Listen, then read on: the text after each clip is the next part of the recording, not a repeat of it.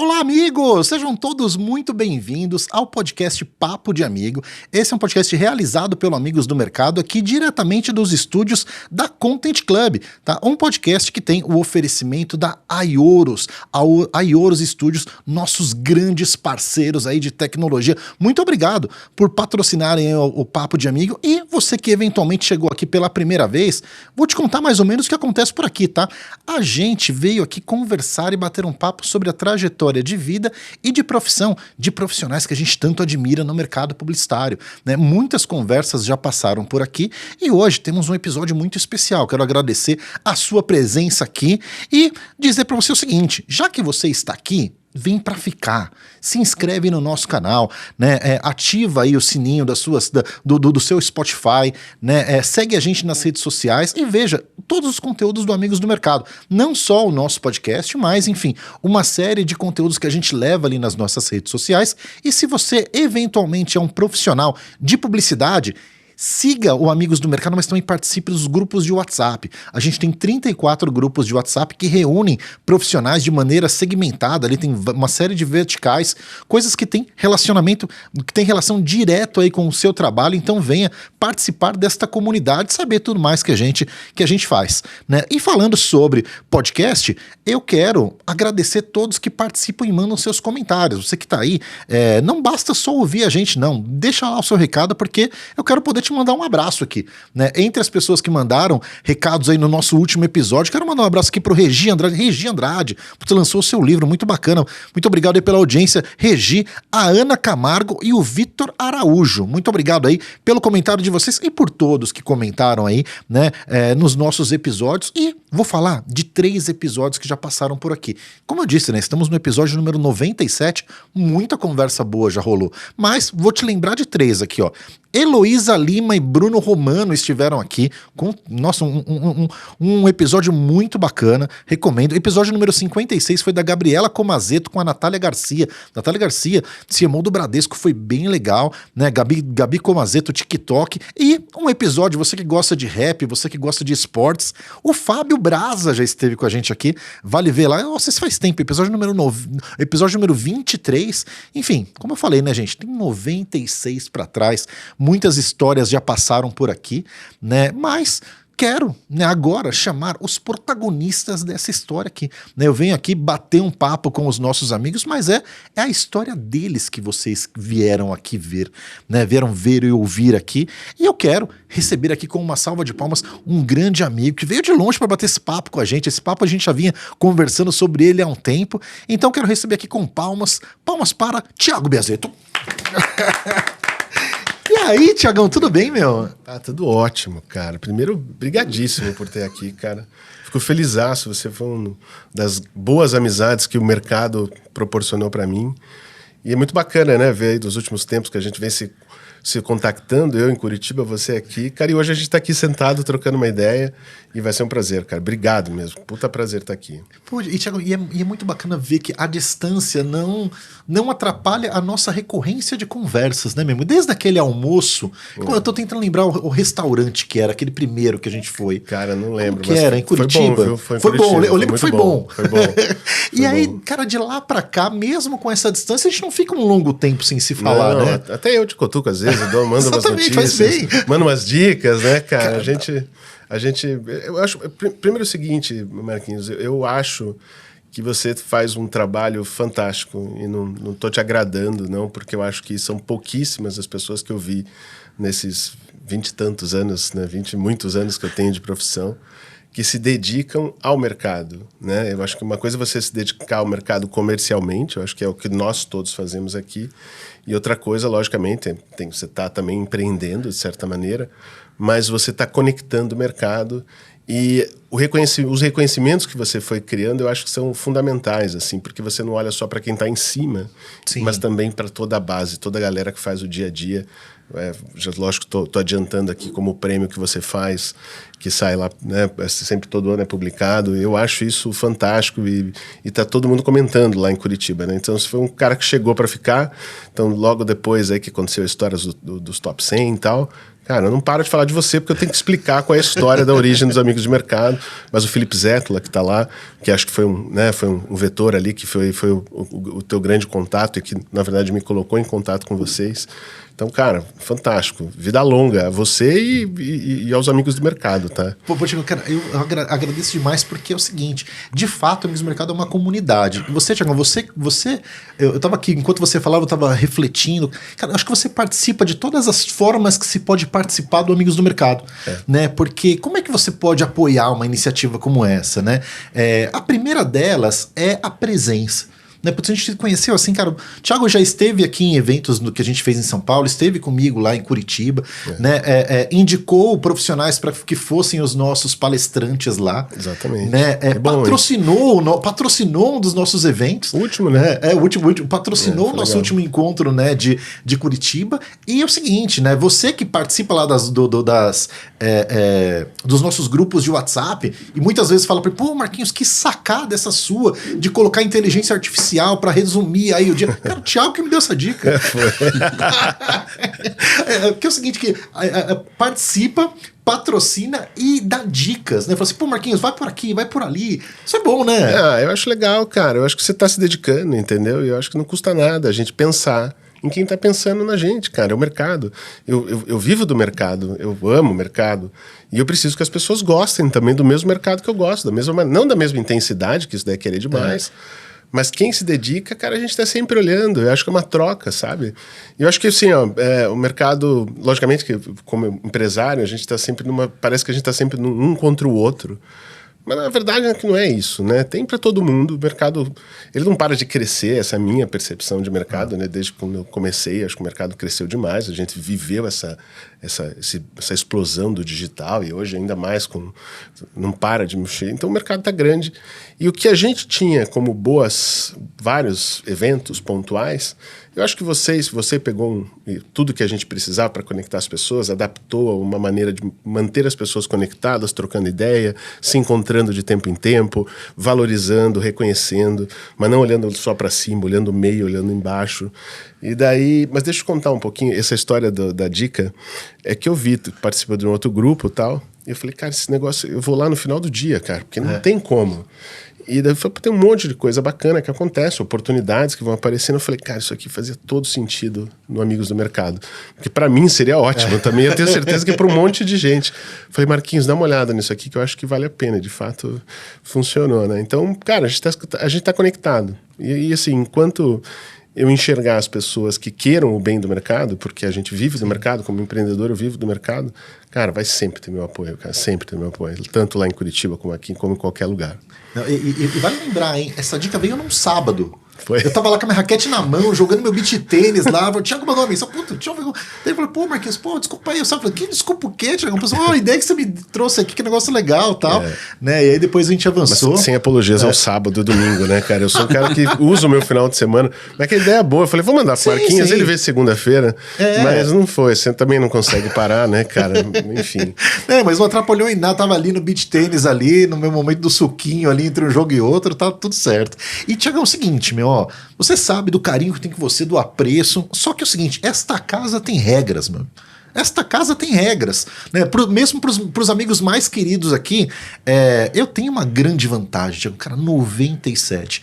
Imagina que eu tive o privilégio de convidar 97 pessoas para estarem aqui, né? E vou te dizer uma coisa, cara, não deu para chamar todo mundo. Ainda tem pelo menos, você falou do Zetula. O Zetula é um cara que precisa vir aqui, né? Tantos outros que a gente vai citar o nome deles aqui, a gente precisa trazer também, né? Só que para você e para todos os outros 96 que passaram, dei uma missão difícil, que é o seguinte: vou aqui hoje contar sua história de vida, sua trajetória profissional também, e é um convite duplo, né? Aqui o amigo convida um amigo, né? E aí, Thiago, antes de você me falar quem que você convidou, pra gente recebê-lo também com aplausos, né? Me conta como foi seu processo de decidir quem que você escolheria e quem que você escolheu pra estar aqui com a gente hoje. Bom, cara, eu adoro admirar pessoas. Tem pessoas que a gente admira na profissão, fora da profissão também, né? A gente não vive de propaganda, a gente ama propaganda, mas a gente não vive de propaganda. Mas tem algumas pessoas que eu mantenho contato, faço questão, e às vezes a gente não está tão próximo fisicamente, mas o que é o caso desse meu grande amigo. Por um acaso a gente tem um nome muito parecido. Mas eu vi ele começar a carreira dele já um pouco mais novo que eu, mas não muito. E eu vi tudo isso acontecer, assim, fui vendo, né, fui acontecendo, fui trabalhando junto, fui vendo a cada encontro que a gente fazia, cada almoço, daqui a pouco ele aparecia, um encontro em Cannes, um encontro no outro festival, e a gente ia vendo e trabalhando, né, e fazendo trabalhos. Eu falei, cara, esse cara, ele não perde o brilho, né, cara, e ele tá cada vez melhor, né, cara. Então, cada vez que eu encontrava com ele, eu falei, cara, eu quero encontrar esse cara de novo. Infelizmente, não dá pra gente se encontrar sempre. Eu tenho o prazer de encontrar os pais dele, que também são mega publicitários, com certeza ele vai poder falar disso. Então, eu tenho uma admiração profissional e, logicamente, pessoal, porque a gente consegue trocar figurinhas, trocar ideias. E o meu convidado, Pode. É o Thiago Artimonte, que é um enorme diretor de cinema, mas um ser humano fantástico, um pai maravilhoso também, e que é um apaixonado pela profissão como eu. Então a gente sempre consegue se encontrar e trocar várias figurinhas sobre vários assuntos, não só publicidade. E sempre a gente termina com aquela vontadezinha de, semana que vem a gente fala de novo. Às vezes não dá, né, cara? Porque a vida de diretor também, né? A vida de empreendedor e diretor, que ele é um empreendedor e diretor, tem um projeto novo maravilhoso. Então eu fiz questão que você foi a primeira pessoa que eu pensei, não pensei em outras pessoas. E eu falei, bom, e também tem outra coisa, que ninguém confunde o nome, né, cara? Então vai ser o episódio dos Thiagos, né? Palmas para o Thiago Artimonte. Obrigado. Muito bom, hein? Você viu que introdução, meu amigo? Que honra, hein? Caralho. Obrigado, Ti. Não, cara, você imagina o seguinte, qual é o nível, qual é a quantidade de pessoas que o Thiago poderia convidar, meu amigo? Olha, o Biazeta é um cara muito bem relacionado, então é uma honra ter sido chamado por ele. Estou muito feliz de estar aqui. Primeiro, queria agradecer ao Thiago, ao programa que é maravilhoso, dê uma olhada também nos materiais. Poder conversar sobre o mercado, poder falar sobre a nossa história, né? E contar um pouquinho para as pessoas do como a gente chegou até aqui, porque foram muitos anos para, né, construir a nossa jornada na publicidade. É uma experiência muito interessante, então queria agradecer muito o Thiagão, porque é um cara que eu também admiro muito. O Thiago é um cara que eu tinha 20 anos, eu tinha acabado de voltar da minha faculdade de cinema, eu tinha um DVD, nunca esqueço. Tinha um DVD que eu tinha 3 filmes. Eu tinha um vídeo que eu tinha feito na faculdade. Tinha um vídeo que eu tinha editado. E um que eu tinha, na teoria, dirigido. E eu fui lá bater na porta dele. Já o meu lado empreendedor, diretor, né? Começando. E ele foi muito delicado, muito gentil comigo. Sempre muito acolhedor, né? Com o mercado, com as pessoas que estavam, né, começando. E eu nunca esqueço. Ele começando também, num prédio pequenininho, e a gente começou a conversar e a gente sempre, né, compartilhou muito das mesmas visões e da mesma estratégia, assim, de vida, e falar, cara, a gente ama isso aqui e a gente não vai fazer outra coisa, então vamos fazer disso o que a gente pode fazer de melhor, que é fazer leve, continuar aprendendo, continuar conversando, trocando, acolhendo as pessoas. E é um cara que sempre me ensina, então é um prazerzaço estar ao lado dele aqui nessa noite maravilhosa. Que bom que a gente conseguiu a agenda dele. Não, é as dos dois, né? Mas foi muito bom. Estou muito feliz de estar aqui. Obrigado. Pô, muito bom, cara. E é legal trazer, né, os amigos que são entusiastas pela publicidade, né? E para deixá-los ainda mais felizes. Sabe o que a gente faz num podcast de publicitários? Te faz publicidade, meu amigo. Te faz publicidade dos nossos patrocinadores. Né? Quero começar falando aqui da casa, né? Quero falar dos meus amigos da Content Club. Por favor, coloca a marca aí da Content na tela, né? Abrimos o episódio aqui falando deles, mas agora quero falar com um pouquinho mais de detalhe, né? A Content, ela nasce como uma agência de marketing de influência, mas ela evolui para algo muito mais impactante, né? Em 4 grandes frentes de negócios, né? Falei aqui sobre o marketing de influência.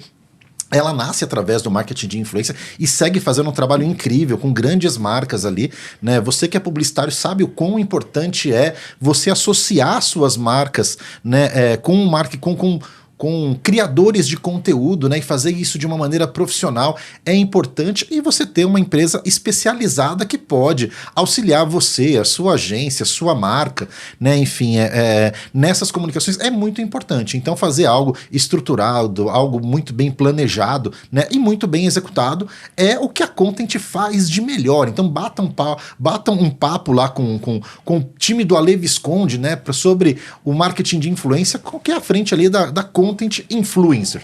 E além do marketing de influência, eles também são muito ligados e têm um know-how muito grande com esportes, né? Meus amigos, eu sei que gostam muito de esporte, a gente vai acabar falando muito sobre isso, né? E cara, o esporte ele tem uma capacidade muito grande de conectar as emoções, conectar as pessoas, né? E as marcas podem e devem aproveitar muito dessa emoção, né? Então fale aí com o pessoal da Content sobre a frente deles de esportes, né? Que a Content Sport, que aliás também, além de produzir conteúdos para as marcas, também vira uma grande produtora de conteúdo vindo de esportistas que já não estão mais em atividade, mas tem toda uma história e hoje produzem conteúdo, muitos deles sentam nessa cadeira aqui, né? Então, a Content Sports, tá? Uma outra frente é a Content Studio, o que vocês estão vendo aqui. O que vocês estão vendo aqui é só um formato possível, né? Além do formato de podcast, tem outras configurações que são produzidas aqui nesse estúdio. Muitos podcasts legais pra caramba acontecem aqui, né? Então, tá querendo fazer seu podcast, tá querendo entender mais sobre esse universo de podcast, fale aqui com o pessoal da Content Club. E para terminar, Content Social Hub. Você já tem seu conteúdo, você quer impulsioná-lo nas redes sociais, você quer distribuir esse conteúdo de maneira eficiente, fale com o pessoal da Content para fazer sua distribuição de mídia, de conteúdo, porque eles são craques nisso também. Então, enfim, seja no marketing de influência, seja no universo dos esportes, seja em estúdio, seja no compartilhando aí seus conteúdos, fale com o pessoal da Content, que além de tudo, eles são gente boa pra caramba. Fala aí com o time do Ale Visconde. Muito bom. Gostou, Thiago? Tô bem de merchan, meu? Gostei. Aliás, se quiser me chamar pra fazer o filme do Content, tô dentro. Né? E aí, é o seguinte, agora eu vou falar, galera, dos meus patrocinadores, da Ioros. A Ioros eu vou falar e vou até mostrar um vídeo, né? A Ioros, né? A Ioros, ela faz todo esse trabalho de 3D que vocês veem aí nos principais ativos de out of home, em aeroportos, nos parques e tal. Eles são a galera da tecnologia que tá por dentro de tudo isso. Às vezes você tem uma ideia muito louca e não sabe como é que você executa ela. É com o pessoal da Ioros que vocês têm que falar, né? 3D, sensor de movimento, inteligência artificial, gamificação, né? Tudo que envolve aí esses aparatos tecnológicos, vale a pena falar com o time da Ioros. Ele é o parceiro white label que está presente aí quando o veículo brilha, quando a marca brilha, quando a agência brilha, esses caras que colocam a mão na massa. Então você tá ali com uma ideia que envolve tecnologia e precisa de um parceiro para estar com vocês nessa. O parceiro é a galera da Ioros. Fala lá com o Rafa da Ioros, que aliás o Rafa já esteve aqui também, vejam um episódio dele, né? Que também acabou de ir ao ar, um episódio muito recente ali. Vale conhecer a história do time da Ioros, né? Que hoje já trabalha para muitas marcas, é o que vocês estão vendo aí nesses cases que a gente está mostrando. Enfim, né? Sobre tecnologia, fale com os nossos amigos da Ioros Studios.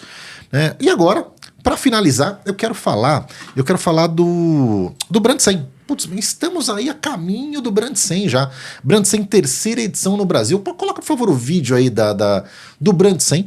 O evento acontecerá do dia 18 a 21 de agosto, né? Um evento voltado a negócios. Um evento que reúne ali compradores e vendedores de mídia, né? E de serviços de marketing em 3 dias. Né? Nos últimos 2 anos isso aconteceu no Rio de Janeiro, esse ano será em Foz do Iguaçu. E tem ali toda uma dinâmica de apresentações em grupo, apresentações individuais, experiências que as pessoas que estão presentes ali vivem, né? E vale a pena você conhecer mais sobre isso. O Amigos do Mercado tem o prazerzaço de ser media partner desse evento, né? Estaremos com ele, já estive com eles inclusive na edição da Colômbia deles. É uma galera muito fera, o Kiki, né? A Carol e toda a turma lá, um grande abraço para eles. E a gente tá chegando, né? Esse episódio certamente deve estar indo pro ar aí muito próximo da data, já estaremos aí de malas prontas para Foz do Iguaçu para curtirmos a terceira edição no Brasil. Então, galera aí do Brand 100, um grande abraço para vocês, meus amigos. Arturo Cuestas, grande Arturo. Beleza, ó, merchans feitos, meus amigos. Né? A gente gosta tanto de publicidade que a gente manda faz. muito bem nos merchan, indo cara. bem. Na boa, cara. Sério, cara. Você tá ficando bom nesse negócio, cara. Cara, mas a gente tem uma vantagem muito grande, a gente faz só merchan dos nossos amigos. Então a gente fica contando, do jeito que eles contam pra gente, né? Não precisa nem inventar muita coisa, é só mostrar, só contar, Exatamente, só contar. E eu sou entusiasta pelos que meus amigos fazem de bom. Né? E poder contar isso daqui é muito legal. Aliás, se você quiser que a gente conte a história das suas marcas aí, fala com a gente também, que a gente terá o prazerzaço aí de falar de vocês. E agora, Tiagão, é o seguinte, agora a gente vai falar o que a gente veio falar aqui mesmo. A gente gosta muito de contar histórias e tal, né? Só que agora a gente vai falar de uma história que te contaram. Né, Tiagão? Se você não estava lá nesse momento, né? Em algum momento, alguém chega e te conta em que contexto, né? Por onde que aconteceu, né? Como que foi o grande encontro do seu Marcos Biazetto e da dona Maricis? Que legal, cara. Bom, é uma história longa, mas vou tentar resumir aqui para não tomar tanto Máximo tempo assim. 1 minuto com um short de 6, por favor. Não dá skip, Um bumper ad rápido, por favor. Bumper ad. Na verdade, Marises, minha mãe, né? Na verdade, o Marcos Biazetto é meu padrasto, cara. Então, ele casou com a minha mãe quando eu tinha 3 anos, em Atibaia. Por acaso, passei o final de semana lá, onde meu pai mora lá hoje de novo. E meu pai se apaixonou. Meu pai é uma baita artista, tem uma mão. Ainda é, desenha muito bem. E achou que a publicidade era o caminho para ele. Então ele veio para cá, para São Paulo, para a capital, casou em Atibaia, veio para a capital. E começou a trabalhar nas agências, desenhando e, enfim, um pouco começo dos anos, final dos anos 80, né? Começo dos anos 80, na verdade. E, passou por vários lugares muito bacana. Ele gostou muito da profissão, se apaixonou pela profissão muito rápido. Eu falo que não é tão difícil se apaixonar pela propaganda, né, cara? Você entra num lugar onde tem um monte de gente interessante falando de temas mais diversos possíveis. Ele se apaixonou. Enfim, eles casaram. Meu pai trabalhou por muitos anos aqui em São Paulo. Acho que as 2 últimas agências que ele trabalhou foi a Norton. Trabalhou com o Wagner Solano, trabalhou com a Ana Carmen Longoborg. Acho que a Ana Carmen que era a diretora de criação da Norton nessa época, se eu não me engano, tá? Posso estar fazendo alguma coisa, com Aaron Sutton, várias figuras que ainda estão aí, Henrique Jabali, né, que são caras que eu ouvi ele falar há muito tempo dentro de casa, né, porque, mas quem são, né, cara, mas eram amigos de profissão dele. Ele trabalhou, ele estava lá na época do lançamento de Banco Francês Brasileiro, com aquele filme da Rayovac, do Wagner Solano, ele estava junto, ele criava. Então, ele passou muito tempo aqui, depois teve mais um tempo, uma breve passagem na Demi Pitliuk, do Márcio Pitliuk, o cara que criou o Vale por um Bifinho, lá, o Dananinha, acho que, se não me engano, é isso, tá? E ele se apaixonou por Florianópolis numa ida a Floripa com a minha mãe, né? A gente morava aqui em 93, 94, isso. E recebeu uma proposta para ir para Florianópolis. Largou a propaganda, né, num ritmo super acelerado, que sempre foi São Paulo, continua sendo, né? E foi morar em Florianópolis, cara, e virou um baita diretor de arte. É um cara que tinha bastante experiência, tinha muita proximidade com os computadores, né? Foi um dos primeiros caras aí a mexer no Photoshop e tal. E ficou lá de 94 até 2000, mais ou menos 2000 e pouco, assim. Mas em 97, né, foi daí que chegou a minha história, ele perguntou, falou, cara, o que você vai fazer da tua vida? E eu falei, eu não faço a mínima ideia, cara.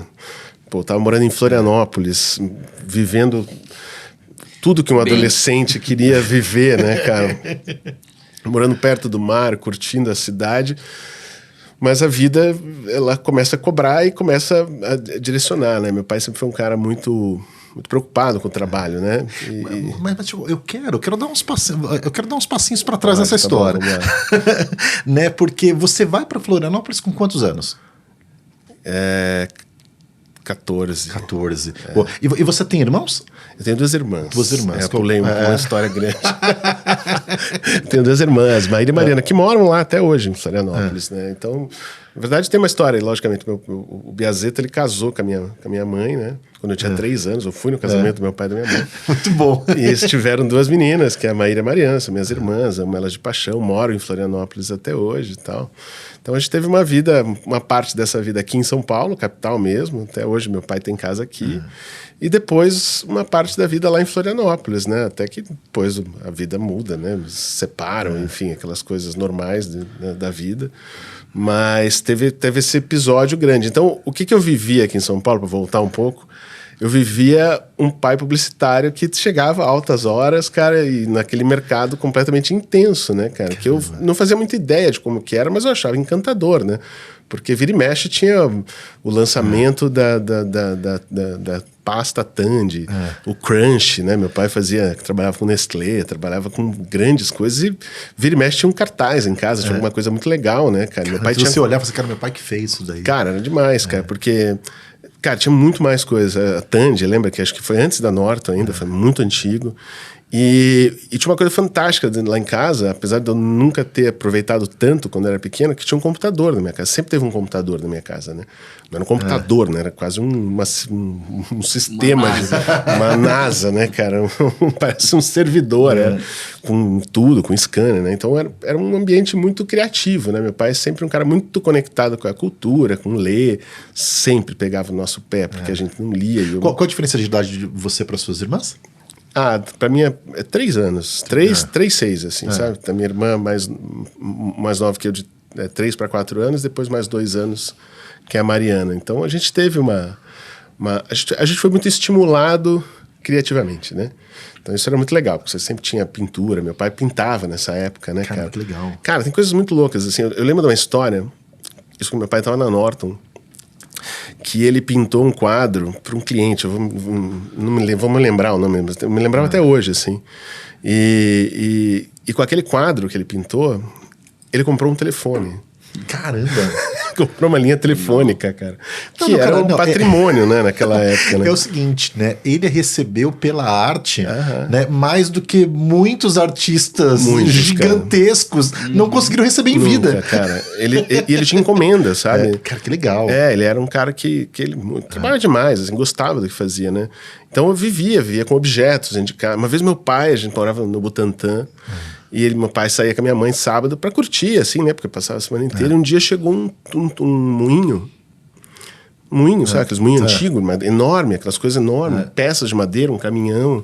E eu falei, poxa, o que é isso, mãe? Eu falei, teu pai comprou aí esse moinho, ele quer fazer uma arte.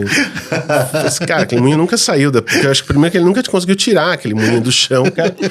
Mas tinha um moinho na minha casa, tinha peças de plástico lá daquela marca que tinha contratado ele. E ele pintava super bem. Eu lembro que eu fui uma vez, pouquíssimas vezes visitá-lo na Norton, porque era no centro da cidade, a gente morava no Butantã. E tinha uma exposição de artes. E a maioria dos quadros eram dele. Lá na Norton, naquela época, né? Era o Geraldo Alonso, né? Sim. Posso cometer algum equívoco aqui, me perdoem, né? Não, era muito pequeno e tal.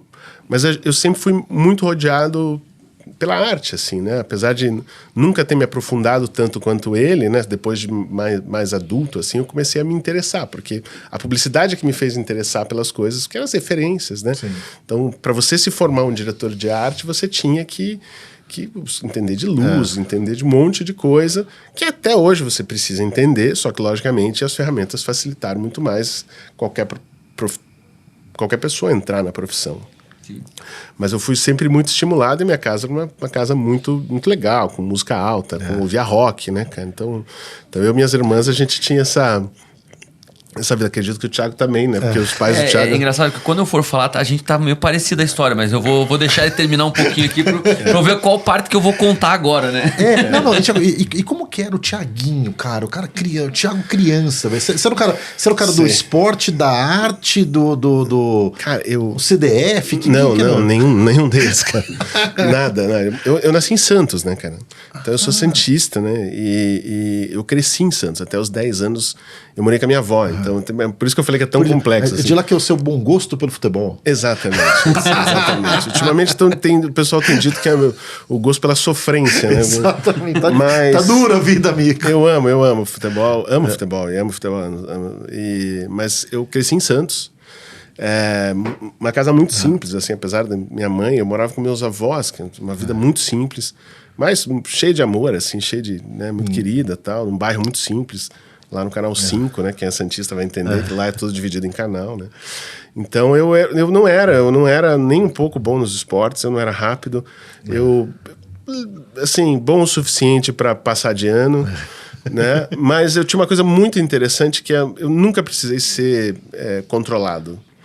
Então, tanto os meus avós, quanto minha mãe, meu pai, eles sempre me deixaram... Muita liberdade, né? De criatividade, né? E eles, na verdade, eles entendiam que eu conseguia organizar as minhas coisas, tinha um objetivo e eu andava.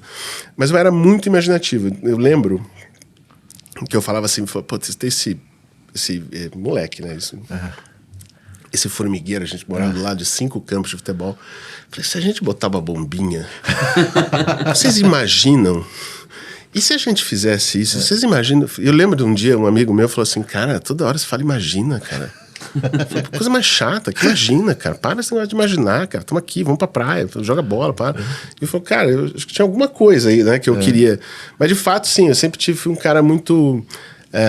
nunca fui um cara muito criativo, mas imaginativo, né? Porque eu queria mais do que eu tinha. Então, isso sempre me fez buscar além do que eu tinha, né? Então, eu sempre tive um pouco diferente, tinha muitos amigos, mas alguns onde a gente tinha mais afinidade, onde a gente sempre estava aprontando alguma coisa, né? Mas assim, fui um moleque de rua, tá?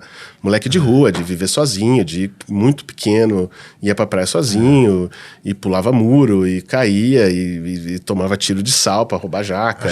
Tinha de tudo, cara, assim, com pereba na perna, sabe? Vinha pra casa da minha mãe em São Paulo pra minha mãe me cuidar. Eu tava falando isso no final de semana com meu pai. Havaianas arrebentadas. Muito, cara. Sim, eu fui um moleque que cresceu na rua, se cuidando Fez sozinho. Havaiana de trave. Muito. Não, a gente jogava futebol no cantinho, tinha 2 pedaços de pedra, tá sempre arrancando o tampão do dedo, né? Porque a gente, de vez em quando, tinha os 5 campos lá direito, a gente ia jogar na rua e tirava o tampão. Falava, pô, mas toda vez acontecia a mesma coisa. Eu brigava na rua, porque nunca fui brigão. Metiolate ardia, né? Demais, cara. Porra, imagina. E quando tinha metiolate, não era um álcool, alguma coisa mais pesada, né? Um vinagre, sei lá.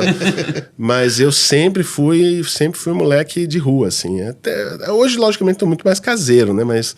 cara, eu adorava ficar na rua. E assim, tenho meus amigos até hoje, assim, tá? Os amigos que eu tenho da infância, de quando eu tinha 3 anos, então são meus amigos até hoje. Alguns deles que eu tenho contato, WhatsApp, que vão me visitar em Curitiba. Esses dias eu fui padrinho de casamento de um deles, o Enio, um queridaço meu, assim. Então, são as pessoas que não me deixam esquecer de onde eu vim, né? Porque, de fato, a minha vida hoje é muito bacana, muito boa. Mas a minha infância foi fundamental, assim, não só meus amigos, como também minha família que eu tinha lá. Tenho contato com eles, né? Ainda vou para Santos, gosto muito.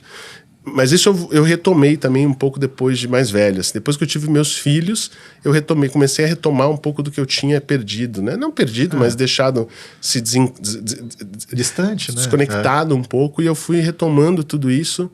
E é fantástico, assim, porque você... mostrar para eles hoje, né? Legal. Primeiro para mostrar para eles, para apresentá-los, para trocar ideias. Esses dias foi a família de um amigo meu de infância, que a gente era amigo de ir para a escola na 5ª série, de furar a mão do outro, entendeu? De cabular a aula, nossa, muita coisa, cara. A gente fazia realmente coisas que não dá para replicar, né?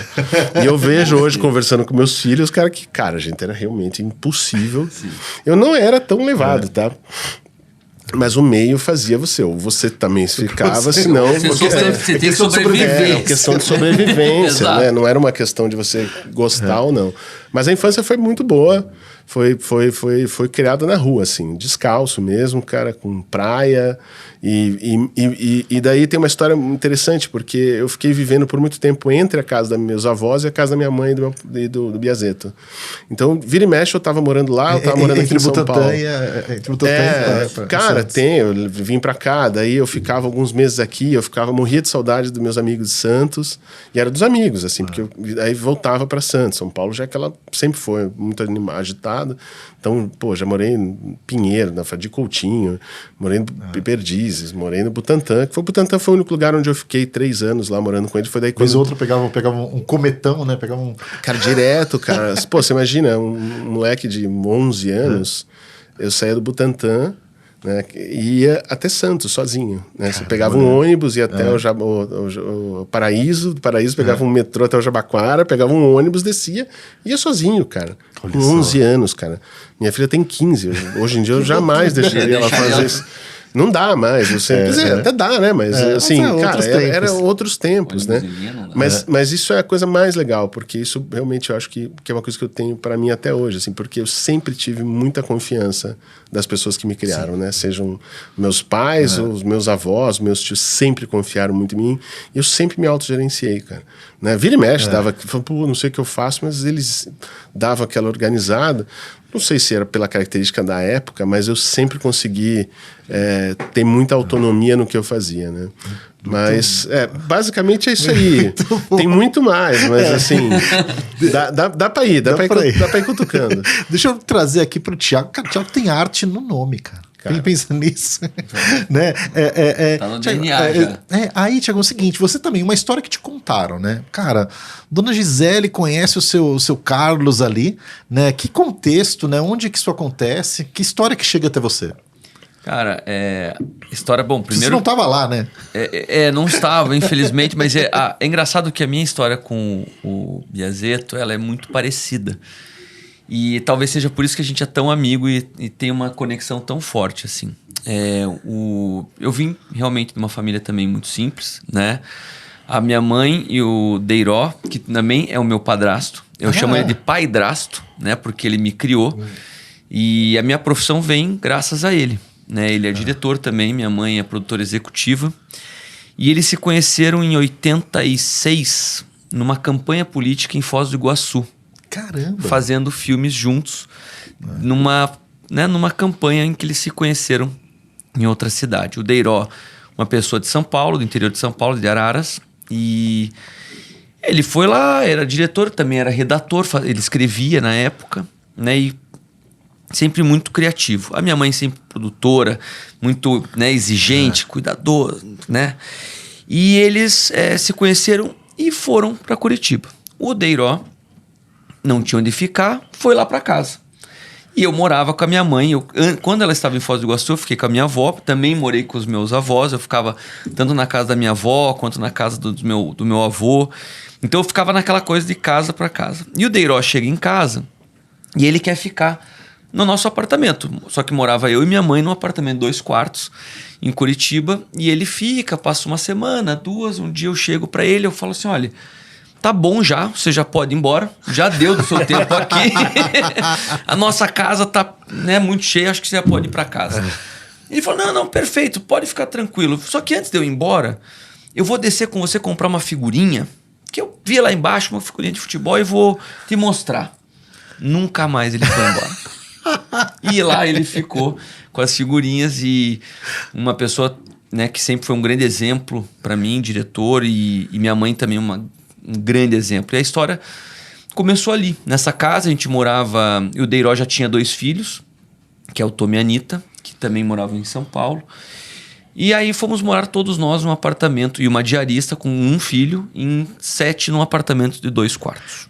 Caramba! E ali foi o começo da produtora deles, em Curitiba. Ele era o diretor e ele tinha uma relação muito grande com o Jaime Lerner na época, e minha mãe também, que...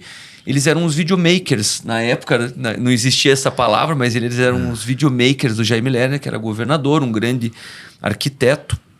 E amigos de grandes artistas e músicos e escritores do Paraná. Então a minha casa ela sempre foi muito frutífera no sentido artístico, de experiências.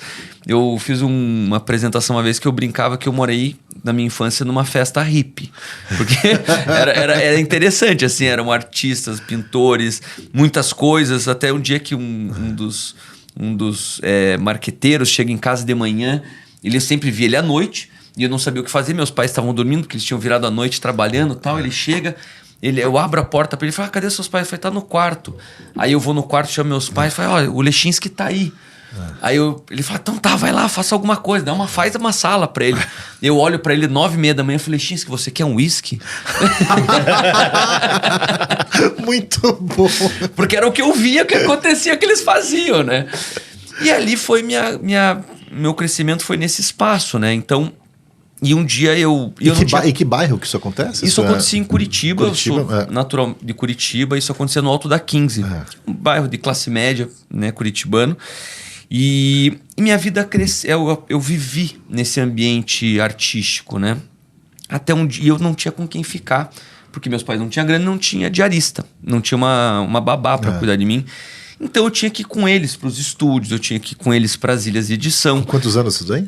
Isso eu tinha 5, 6 anos. Que legal. E eu ficava com eles. Então eu ficava, dormia na ilha, ia pra escola, ou eu ficava numa filmagem. Então era um lugar muito interessante para mim. Então eu olhava tudo aquilo e falava, nossa, que legal. E por sacanagem, eles iam lá e me falavam, não, você vai trabalhar com a gente. E me davam dinheiro. E eu falava, gostei desse negócio. Porque eu pegava o dinheiro, chegava na escola e comprava um monte Você era rico, né, meu? Não, eu era rico na escola. Com 6, 7 anos, eu comprava um monte de bala. E eu adorava comprar bala. Eu era gordinho, quando era, né, criança, bem gordinho assim. Então eu ia na cantina, comprava um monte de bala, comprava um monte de doce, salgado, comprava tudo. Ia distribuindo. E a minha pira maior era pegar e fazer bala, chuva de bala pra galera, e jogava, todo mundo... E todo mundo, viva a arte! E aquilo eu falava, cara, o dinheiro é maravilhoso, eu adorei. E eu gostei desse negócio de fazer filme. Eu falei, cara, eu vou fazer esse negócio aí. Caramba, meu. E aí eu tinha 8 anos, os meus pais chegam em casa e o Deiró coloca um filme do Singing in the Rain, que era um filme PB, e ele amava aquele filme. E tem uma analogia do Singing in the Rain, né, que é você tá sorrindo na chuva, né? E cantando na chuva e... Né, tem essa analogia da tristeza, da dificuldade, mas mesmo assim você ter uma esperança. E eles sempre foram muito esperançosos. Sempre foram pessoas que lutaram muito, assim, impressionante. E ele chega e me mostra, ele fala assim, às 3 da manhã que eles chegaram, a gente na cama, ele fala assim, filho, eu queria que um dia você fizesse um filme desse.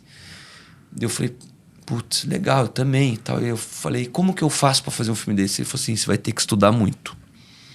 E você vai ter que estudar fora do Brasil. E você tem que se dedicar muito, porque não é fácil. Caramba. Eu falei, é isso que eu quero fazer na minha vida. Que era o sonho dele, ele projeta em você. Exato. E Caramba. aí... E eles não estudaram, Sim. né? Eles vieram de uma geração em que a educação... Autodidata. O mercado publicitário dos anos 70, 80 era praticamente autodidata, né? Pessoas que tinham uma relação artística muito forte, como o pai do Thiago tinha, como meus pais tinham, de visualizar um mercado criativo por meio das artes, do cinema. Então a influência era muito baseada na história da arte, né? Na arte moderna, no cinema, na fotografia. Então vinha dali a informação. E eles iam criando em cima daqueles dados. Então eles não tiveram um conhecimento. E aí, dali para frente eu resolvi ser diretor. E eles sempre me incentivaram muito nessa trajetória toda. E eles, dentro desse espaço, eu fui crescendo e comecei a querer dirigir na produtora deles. E eles, não, você tá louco, vai dirigir, você tem 15 anos e tal. Até que tem a história do computador, que o Thiago fala que é engraçado. Por isso que eu falo que tem uma relação interessante.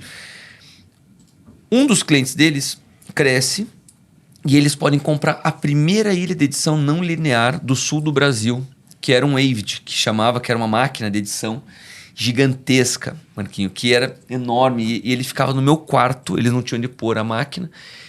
E ficava um segurança armado, eu e um monte de caixa dentro do meu quarto para ninguém roubar, que era a única coisa que eles tinham do dinheiro, do investimento deles. E era uma coisa meio NASA, assim, porque ninguém sabia editar naquilo, ninguém podia encostar nas caixas, então era uma coisa meio... E eu falava, nossa, eu adorei esse negócio, eu quero fazer uma coisa assim. E aí até que montam a produtora deles. E aí eles começam a editar com aquela máquina e eu falo, cara, eu quero um computador. O meu avô, que tinha uma qualidade de vida melhor, me dá a história é um pouquinho melhor, porque eu tinha ganho uma moto, uma joguezinha, eu tinha 12 anos, eu pego, vendo o Deiró cai com essa moto, eu me fico extremamente, olha como é interessante a vida. Eu ganho a moto, o Deiró cai com a moto, eu pego a moto, dou pro meu avô de novo e falo assim, eu quero um computador igual à ilha de edição dos meus pais. O Deiró jamais cairia do computador. Nunca cairia do... E ele, olha que não duvido que ele cairia. E aí, desse computador, eu começo a transformar esse computador numa ilha de edição. Demais. E eu começo a fazer vídeo pros meus vizinhos do prédio. Caramba. Caramba. Aí faço vídeo de casamento, faço dentro de vídeo. VHS, o caramba. Tudo com VHS. E eu tenho foto, deu pequenininho lá editando e tal. Eu devia ter uns 12, 13 anos. E ali os meus pais... E até um detalhe, né, Thiago? Cara, porque o filme, né, o conteúdo, a gente sempre tem aquele que é o filmado, né? Aquele, você não tem lá em comerciais, tinha aquelas pessoas que eram as pessoas que estavam sendo retratadas pelo filme. Sim. Né? E você, desde o início, sempre quis ser aquele cara que fica atrás do filme. Eu sempre quis ser o cara que fica atrás até eu começar a fazer administração. E essa história é boa também, mas depois eu conto na sequência. Mas eu sempre gostei de contar história. Eu sempre gostei do clima do set. Eu gosto das luzes, eu gosto da câmera. E tem uma coisa da dificuldade e engraçado da independência que o Thiago falou, né? A gente sempre foi muito... E essa eu acho que é da nossa geração, em que os pais tinham que trabalhar muito, não tinha com quem ficar, e a gente teve que lutar muito para sobreviver a essa fase. Então a gente teve que ser muito independente. Então, e minha mãe sempre me estimulou muito a trabalhar. Sempre você tem que ser independente, você tem que conseguir seu dinheiro, você tem que ir trabalhar, não vou aqui te ajudar, não vou facilitar a tua vida. Então acho que isso sempre me estimulou muito assim também, sabe? Mas, só para concluir, eu chego na minha adolescência com eles sempre ao meu lado me estimulando. Eu ganho esse computador que eu transformo numa ilha de edição, começo a fazer os meus primeiros filmes. E o meu primeiro filme eu faço que eu transformo aquela ilha que dava uns pulos difíceis, porque não tinha processador suficiente. Eu faço um vídeo pro meu avô de aniversário, em que eu conto a história do meu avô e chamo a família toda. E aí esse é um turning point importante da minha vida também, que eu chamo toda a minha família, faço um vídeo com fotos dele e tal, e o vídeo é todo com música do Belchior. E ele era uma pessoa simples, era aquela música, eu sou apenas um rapaz latino-americano. E eu pego aquela música e faço um vídeo para ele no dia do aniversário e mostro para a família toda esse filme. Esse filme todo mundo assiste, chora, se emociona. E eu chego pra ele e falo, vô, parabéns, feliz aniversário. Mas você tá vendo esse filme que eu fiz? Ele falou, sim. Você tá vendo que ele tá dando esses pulinhos assim, que ele não vai... Porque não tinha memória RAM suficiente? Ele falou assim, é isso que eu quero fazer da minha vida. Eu quero fazer filme. Ele tá. Eu falei assim, só que pra eu fazer filme bom, eu preciso que ele dê play certo, sem dar esses pulinhos. Eu preciso de um computador novo. Ele olhou pra mim e falou assim, pode mandar comprar esse computador. E aí eu começo a minha vida profissional, começo a editar na produtora dos meus pais profissionalmente, começo a fazer alguns filmes. E para concluir esse raciocínio, para deixar a história que é bonita, meu avô tá com Alzheimer, né? Eu fui visitar ele esses dias e eu não lembrava muito da história, eu peguei e eu tenho esse vídeo guardado. Peguei o vídeo, abri assim, ele falou, não sei o que, da mãe. Eu falei, vô, deixa eu te mostrar um pouco da tua história. Aí peguei, mostrei, tava no meu celular, mostrei pra ele o vídeo assim. Ele olhou, ficou assim, não é que eu fiz bastante coisa mesmo? Que demais, cara. E o vídeo tá até hoje, e ele olhou e ele relembrou a história. Isso foi semana retrasada, então só pra concluir com essa história bonita, como o filme é uma coisa importante pra gente fazer. Imagino que ele deve ter terminado. Filho, falando. Quer mais um computador, filho? Demais, cara. Que legal, e cara. É louco, que bacana, né? Ele lembrou, ele tá com o Alzheimer, não lembrava da história. E eu falei, cara, eu vou mostrar pra ele o filme. E eu mostrei. Mês passado a gente tava almoçando lá em Cannes e você falou do relógio. A gente tava conversando sobre o relógio. Tá aqui, ó. Que é esse? É esse aqui, tá a aqui. gente tava conversando do vô dele. Meu avô, demais história. que eu ganhei com 12 anos. Caramba. E eu não sentia pronto para usar o relógio. E ele me deu numa fase, né, que era criança, imagine. E aí o meu avô, né, foi envelhecendo. A gente não vai tendo dinheiro também. E a história do meu avô é bem interessante, mas não vem ao caso. Que também trabalhava com publicidade, teve uma agência, atendeu Coca-Cola, um monte de coisa. E ele estava sem dinheiro. E aí ele não lembra mais onde estava o relógio. Eu comprei novamente, peguei o dinheiro, comprei o relógio novamente para ajudar a pagar hoje as contas, porque inverte, né? A vida é sobre isso. Sim. É sobre inversão de você dá e recebe. Meu psicólogo fala sobre você quer dar o bacon ou o ovo. E aí a gente brinca que o filho quer da gente o bacon e ele dá o ovo, né? Só que chega uma fase da vida que a gente inverte, que a gente dá o bacon, que é um pedaço nosso, e ele dá o ovo. Você está envolvido ou comprometido. Né? Exato. Mas sabe falar da história do relógio, cara? Bom, já que você perguntou de vida, né? Eu abreviei muita coisa, tá? Mas eu conheci meu pai com 22 anos. Morava em Marizias, fui lá. Eu morava aqui em São Paulo. Foi a última vez que eu trabalhei aqui em São Paulo. Trabalhava na Eugênio DDB. E eu fui lá, cara, falar de relógio, né? E ele, morreu novo, assim, cara, bem jovem e tal. E a única coisa que a viúva dele me mandou foi um relógio. Então a única coisa que eu tenho do meu pai biológico é um relógio.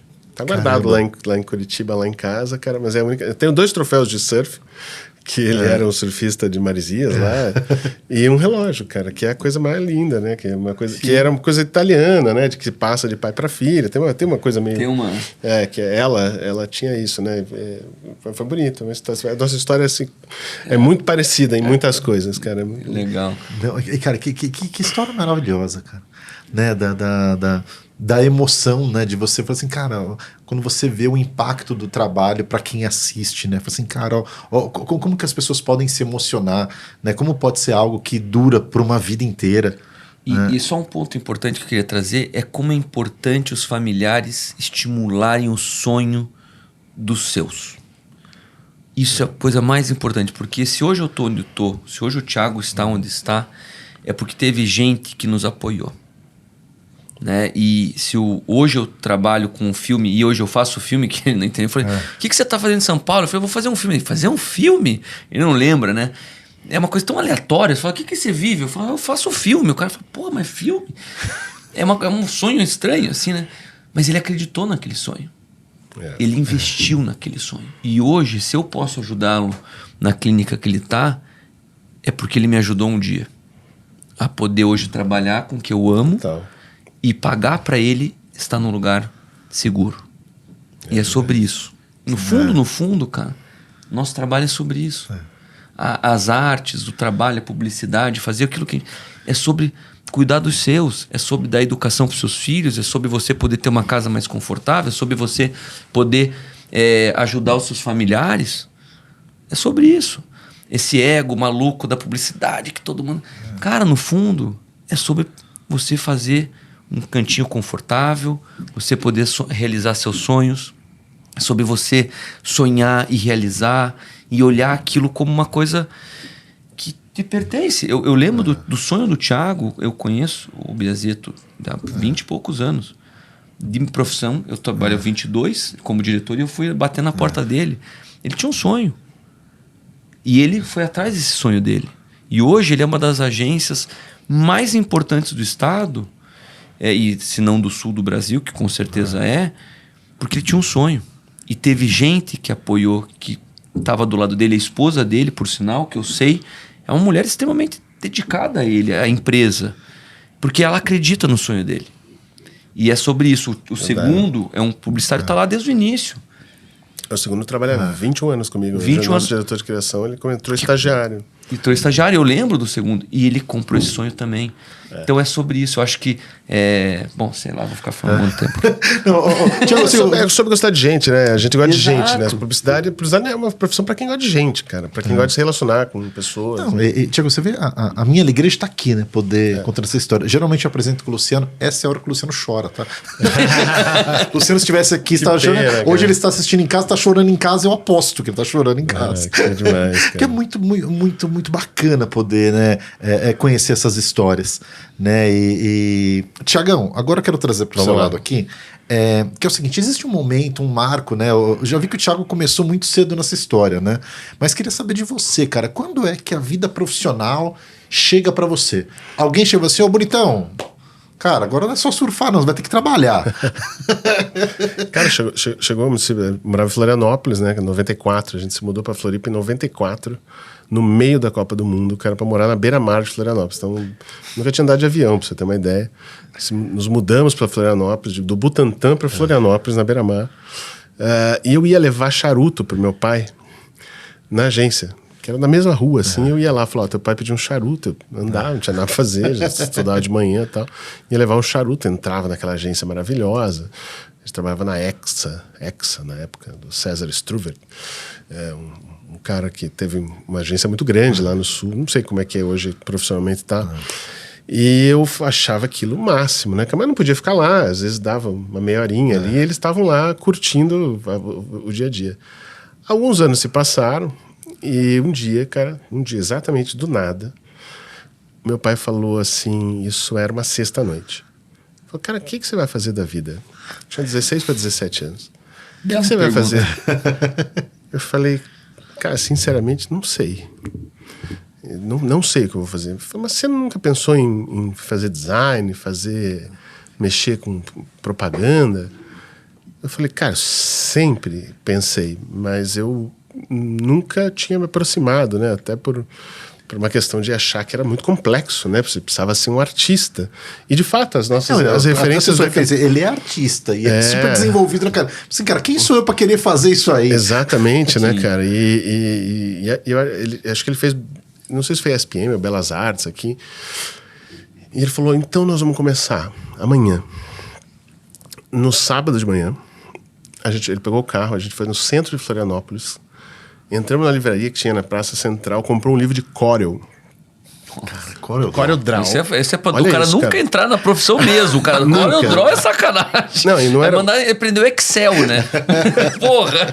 Era uma bíblia, cara, desse tamanho, porque a gente tinha só o PC em casa, né? Porque era caríssimo, né? O Macintosh, né? Sim. E ele falou, cara, leia esse livro. Eu falei, cara, era complexo de ler, porque nem era um livro para ler, né? Era um livro para você... Cheio de figurinha. Cheio de coisa. Ele falou, leia. 3D. E eu fiquei lendo ali, passei uma semana.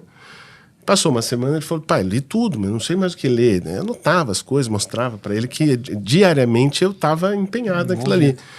E ele falou, então tá bom. Hoje eu vou deixar um anúncio para você de manhã, e no final do dia você vai ter que copiar esse anúncio no computador. Então ele deixava o anúncio, esse anúncio aqui de página dupla, abria a revista. Hoje à noite, quando eu chegasse, eu quero esse anúncio pronto. Então eu passava o dia, os primeiros dias ali de uma semana, copiando o anúncio. Então escaneava foto, né? Recortava a foto, montava, copiava a letra, as cores e fazia. Chegava no final do dia e falava, bacana, tal, você precisa fazer mais isso, não sei o quê. No segundo dia aumentou, foi aumentando, 2, 3, até que um dia ele falou assim, olha, legal, eu acho que você já pode estar... Como ele trabalhava dentro, né, do universo, ele conseguiu um estágio para mim, no mesmo prédio que ele trabalhava, numa agência chamada Mercado Sul, na época. E eu fui lá fazer esse estágio com o japonês, Oswaldo Murakami. Era só ele na criação. Não tinha mais nada. Ele era a criação da agência e eu era o estagiário do Oswaldo. E foi encantador, assim, porque, cara, uma agência é um lugar muito bacana. Porque tem gente falando de tudo, sonhando, imaginando para onde vai viajar, para onde veio, o que vai acontecer, falando sobre temas mais variados. Né? Não é comércio exterior que você está falando sobre dinheiro, ida e vinda. Claro, é publicidade, cara. De manhã você está falando sobre detergente, de tarde sobre banco, de noite sobre filme, enfim. E eu fiquei apaixonado, Marcos. Eu não saía mais de dentro de uma agência. Eu esqueci os amigos que eu tinha. É fantástico isso. É louco isso. Eu apaixonei naquilo. Eu falei, eu nunca mais vou sair daqui. E muito rápido, eu comecei a fazer as artes que o Oswaldo mandava. Ele afiava e eu fazia as coisas, ajudava ele. Uma agência muito pequena na época. E eu rapidamente comecei a pegar aquilo, cara. Comecei a mexer muito rápido, né? Porque eu já tinha vindo de mexer no Corel, logicamente com dificuldade. E você lembra do primeiro trabalho que você viu publicado? Lembro. Na revista, no jornal. E eu conto, assim, era Promenac Canvel, uma concessionária Volkswagen de Itajaí, que ele falou, você vai fazer essa semana a campanha de promoção, vai ser toda tua. E a gente tinha que fazer os anúncios de jornal, que eram preto e branco, e a gente tinha que imprimir aquilo na impressora laser, colocar um overlay em cima, porque aquilo é o que ia ser fotografado lá no Diário Catarinense ou em qualquer jornal, e aquilo aqui ia pro... Então você mandava a arte impressa, né? Você denuncia um pouco a idade, mas... Enfim, a história. Mas já tinha computador, tá? Tinha computador, só não dava pra mandar e-mail, porque a arte não chegava. Então você fazia vários. E eu lembro que eu espalhei na mesa...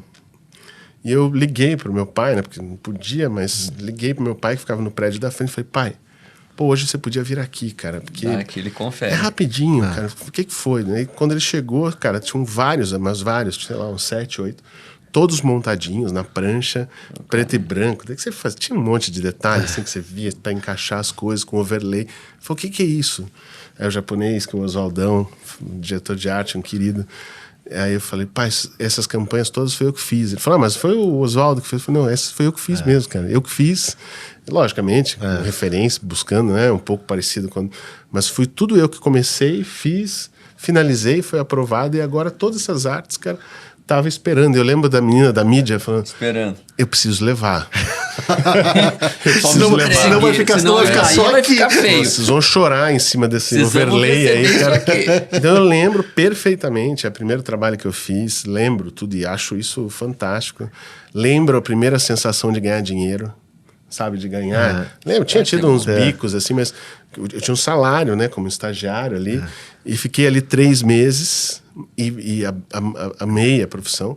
E daí meu pai me convidou para ser assistente dele numa campanha política em Joinville. Cara, não, e sobre grana, uma coisa que a gente gosta de deixar registrado, qual foi a primeira coisa que você falou assim, cara, isso aqui eu comprei com a minha grana, cara? O Tiagão já falou que fez a chuva de bala. Quero saber de você. Uma coisa que você falou assim, cara, ó, isso daqui, cara, veio do meu trabalho. Cara, é assim, ó, eu cresci em Santos, num bairro muito simples. E tênis é a coisa mais maneira que você tem. Então, eu comprei tênis, cara. Tênis e roupa, porque era se apresentar bem, né, cara? Sim. E eu tava mudando de vida. Eu lembro que eu usava as roupas do meu pai. Não porque não tinha recurso, mas porque eram maneiras, eram as calças modernas, eram as camisas. Então eu usava as roupas dele, mas logicamente eu tinha ali meus poucos recursos, cara, para comprar um tênis, comprar um boné. Mas principalmente eu nunca pedi nada. Isso meu pai me lembrou esse final de semana. Ele falou, o Thiago nunca pediu um centavo. Nunca. Caramba. Nem quando era criança, nem quando... Nunca.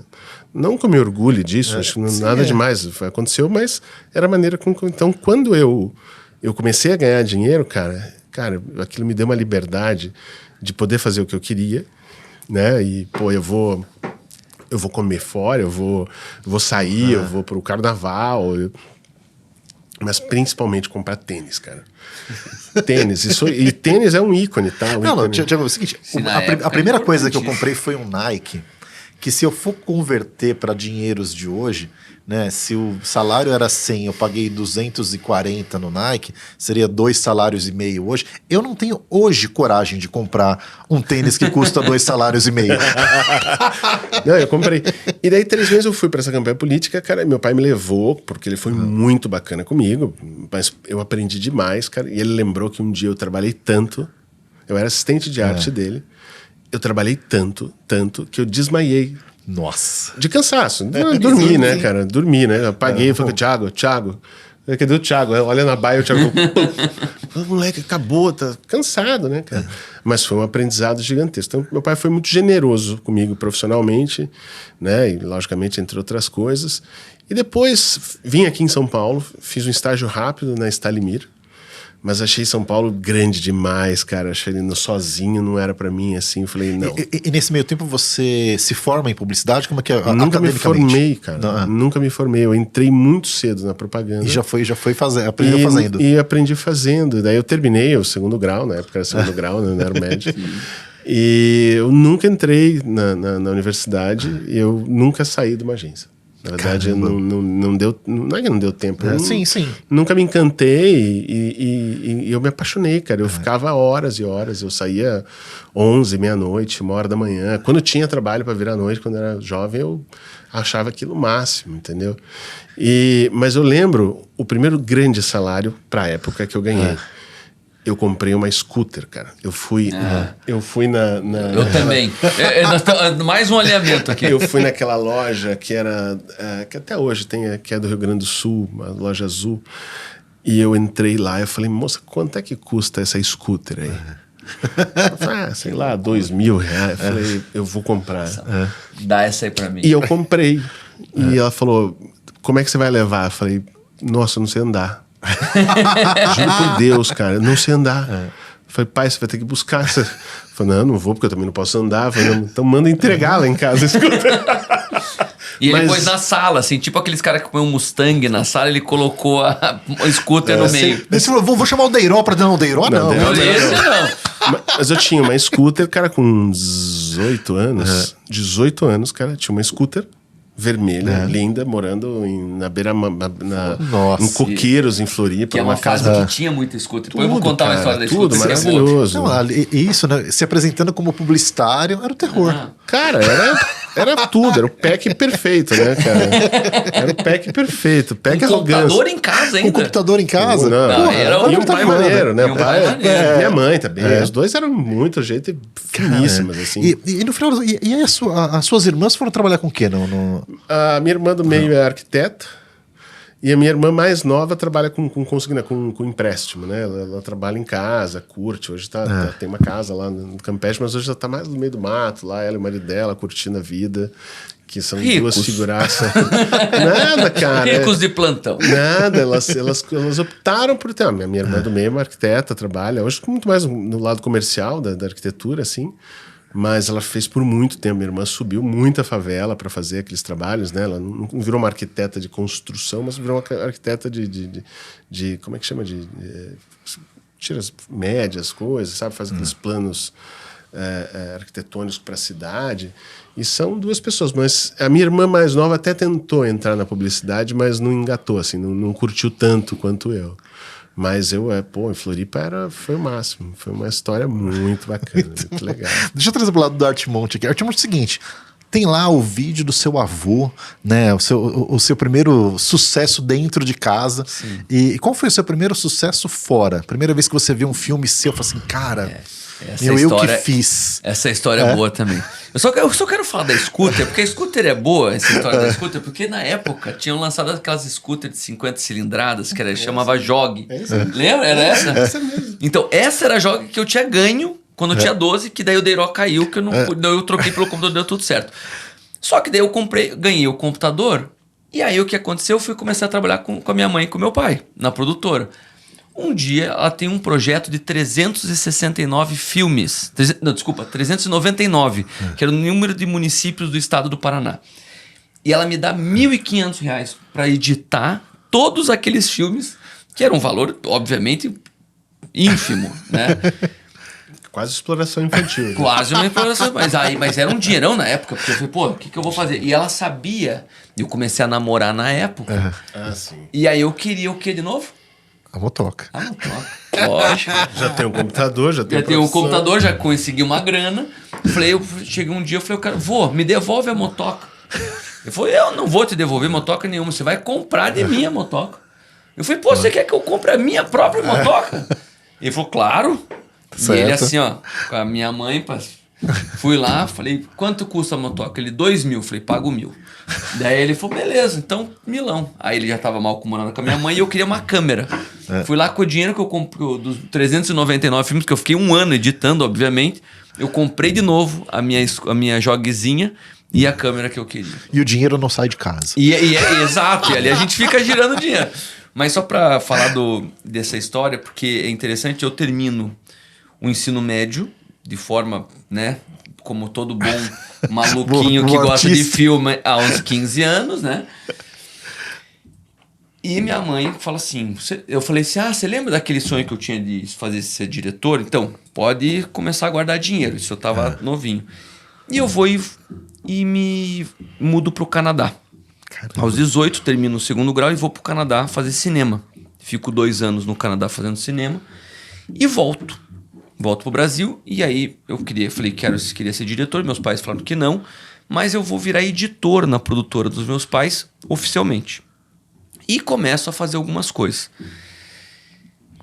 Até que, um dia, o Mário da Andréia, grande amigo, que tem um carinho especialíssimo, que é a primeira pessoa que me deu meu primeiro filme. Conheço o filme, lembro bem. E foi levar lá pra você, no caso. Foi com esse filme que eu lembrei agora, foi com esse filme levar. O único que eu tirei de publicidade era esse. Liga para os meus pais e fala assim, olha, Gi, eu tenho um filme aqui da agência que ganhou a melhor agência do ano no Colunistas. Você tem alguém para fazer para mim de graça? Aqui aquelas coisas, tal, não sei o quê. Não, tá bom, vou achar alguém aqui. E todos os diretores trabalhando. A minha mãe olha para mim, pensa, fala, puta, filme interno de agência. Vamos pedir pro Thiago fazer. Mário, pode ser o Thiago, ele acabou de chegar de viagem do Canadá, fez cinema, e o filho do Mário tinha acabado de estudar cinema também. Então, da mesma idade.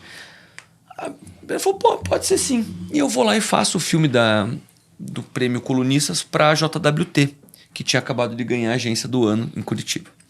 Cara, eu faço de um escarcéu. E eu tinha chego do Canadá cheio de técnica de cinema que os meus pais não usavam, porque eles eram muito intuitivos. E no Canadá, eles eram extremamente burocráticos. Storyboard, shot list, floor plan, decupagem, tudo que vocês possam imaginar, storyboard. Eu fazia tudo que eu tinha aprendido, né? Obviamente. Chego na agência, faço um escarcéu na agência, coloco o Mário em cima de um traveling passando pela agência. o Fábio Miralha. Puta, faço um caos na agência. Mas eu vou com muita vontade e muito tesão pra fazer aquilo acontecer. Faço o filme fica bom. O Mário adora o filme e fala assim, Gi, ficou bom o filme, nosso menino tem futuro. Tem um filme pra vocês. Ela falou, graças a Deus, vamos começar a ganhar dinheiro com esse menino. Só que é pra prêmio. E é de graça. Ela falou, puta. E tem que ser em 16 milímetros. Aí meus pais, pô, tá tudo bem. Mas aí tá, não sei o que, aquela coisa toda. Vamos fazer o filme. Eu faço o filme. E eu venho com a ideia de fazer um filme de plano sequência, que eu tinha acabado de aprender no Canadá, que o filme não podia ter muito a visão, a direção, tinha que ser contado, o filme tinha que ter a história dele, ele tinha que ser uma narrativa mais... Era o caminho do canadense de cinema, deixa o filme falar. Mas tá bom. E eu resolvo fazer o filme num plano único com 2 cortes. É um plano aberto de uma piscina, tem uma galera curtindo, tá, não sei o quê. Nesse momento um cara vem e joga uma menina, e todo mundo... tal, e todo mundo, vai, vem pra cá você também. Aí ele, não, joga outra menina, e um rádio do lado, tocando uma música. Nesse momento ele já olha pro lado, não tem mais ninguém, ele fala, vou pular. Nessa ele tira a camisa e quando vai pular, ele tropeça, chuta o rádio, derruba na piscina e mata todos os amigos. É o corte no rádio, corta pra ele e faz... Aí barulho, silêncio. Aí vem um letre assim, precisando de novos amigos. E aí vinha o Disque Amizade, que era aquela época que tinha do Disque Amizade. É muito bom isso aí. Meu, esse filme, meus pais assistem, mas tá aqui, pai, perdemos dinheiro. Filme ruim, mas tudo bem, né? Primeiro filme do menino. Cara, não sei o que acontece, o filme começa a ganhar tudo nos festivais. Ganha Louro, London International Awards, vai pro Cannes, vira Cannes Prediction e vira finalista do Profissionais do Ano. Caramba! Aos 21 anos, nessa, a gente tá indo pro Profissionais do Ano, eu tremendo, suando, tudo que tinha de ruim e tal, e daí em Curitiba o filme. Aí nessa o prêmio. Aí o meu pai olha pra mim e fala assim, tu vai ganhar esse filme. Não, você tá louco. Não, você vai ganhar o prêmio. Não, imagina, você tá louco. Imagina. E todos os diretores da época, né, mais velhos, tal, o filme do Rio Grande do Sul, de Santa Catarina. E a gente vai pro prêmio e o cara fala. E os finalistas são JWT, não sei o que, não sei o que. Passa os filmes, a hora que passa o meu filme no prêmio, eu arrepio, tremo, dá vontade no banheiro, não sei o que. Meu pai olha e fala assim, você vai ganhar. Minha mãe olha pra mim e fala assim, ai meu Deus, será que vai ganhar, não sei o que. Nessa o cara chama. Agência JWT. Nunca esqueço. Meu pai, não sei o quê.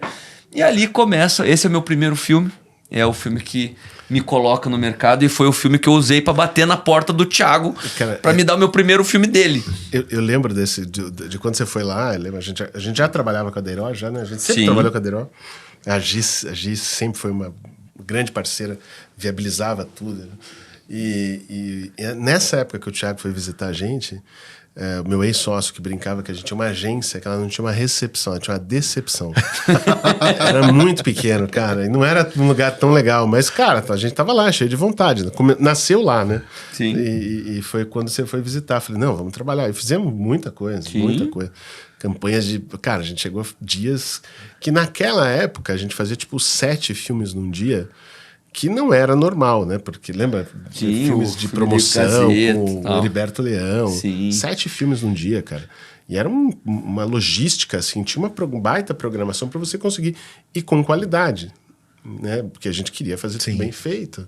Porque assim como ele estava começando e estava, né, se provando, nós também. Porque como empreendedores, a gente estava no mesmo período que ele. Sim. Não era tão diferente assim, entendeu? Então... Eram jovens diferentes, né? Mas Aliás, você sabe que falei que a gente tá no episódio, né? 97, muita gente bacana já veio aqui. Cara, quem não veio aqui ainda foi o Mário D'Andrea. tem que chamar o Mário. Olha Marião, pra aquela câmera ali. Mário D'Andrea, você está convidado a vir aqui no Papo de Amigo com Marquinhos e grande elenco para falar um pouco sobre a sua brilhante história e de um cara tão generoso que você é. E obrigado novamente pelo convite de ter feito meu primeiro filme. Se não fosse você, meus pais, grandes outras pessoas acreditarem, a gente não estaria aqui. Obrigado. A agência dele é a Dom, né? Hoje a agência Dom, por Dom. sinal, estamos fazendo um projeto juntos, que ele está fazendo uma concorrência muito legal. E a gente continua trabalhando, e eu acho que é isso. O mercado, a gente tem que acreditar naqueles que estão chegando mais novos, e é função importante da gente. Mário, vem contar suas histórias da Moca, meu amigo. A gente tá, inclusive, pertinho da Mário Amaral, que você tão conhece bem. Vem aqui contar suas histórias. Eu gosto muito do Mário. O Mário é fantástico, cara. Daqueles caras... Eu tenho uma história muito engraçada com o Mário. Que não sei se eu vou cortar aqui, mas quando eu montei a agência TIFF, a gente tinha um cliente que durou 3 meses. E assim que a gente montou, cara, me ligou o Fábio Miralha, porque eu tinha acabado de chegar em Curitiba, fazia 11 meses. Eu trabalhei 11 meses numa agência, montei a TIFF para ser quase que um birô, assim, né? E deu ali umas 3 semanas, cara, e os caras estavam voando com o filme da HSBC, com Era uma máquina de Manguinha, não sei o quê. E o Fábio Miralha falou, pô, venha trabalhar com a gente. E eu falei, poxa vida. E o Cláudio Freire trabalhava lá. Eu lembro. Que a gente trabalhou junto em Floripa, ele foi dupla do meu pai. Pô, o Cláudio chegou a ligar pro meu pai e falar, cara, por que teu filho não vai trabalhar com os caras? Cara? Ele vai ficar fazendo folder lá na agência modo. dele. Não faz. Me ligaram, cara. E passou umas 2 semanas que eu consegui enrolar o Fábio, umas 2 semanas, eu sofrendo com aquilo, cara. E me liga o Mário, que eu não sabia quem era o Mário, né? Tinha um sotaque paulista. Eu falei, pô, mas... E aí, porra, não ligo pra ninguém, cara, não sei o quê, mas os caras estão enchendo meu saco aqui, se você vem ou não vem e tal. E eu falei, cara, não vou. Caramba. Não vou, mas eu tinha conseguido o que eu queria, que era trabalhar lá. Porque todo mundo queria trabalhar lá. Sim. E ele falou, cara, todo mundo quer trabalhar aqui. Todo mundo quer trabalhar aqui. E eu falei, cara, eu não sei o que me deu aqui, cara. Na verdade, eu tinha algumas confianças, mas eu falei, eu já consegui o que eu queria.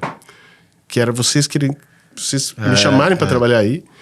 E eu acho que eu vou tentar construir essa história aqui, mesmo que ela dê errado daqui a pouco. Não deu, né? Graças a Deus. E é muito trabalho, mas eu tenho essa história com o Mário. E ele não sabe disso, logicamente, porque eu nunca conversei com o Mário depois disso.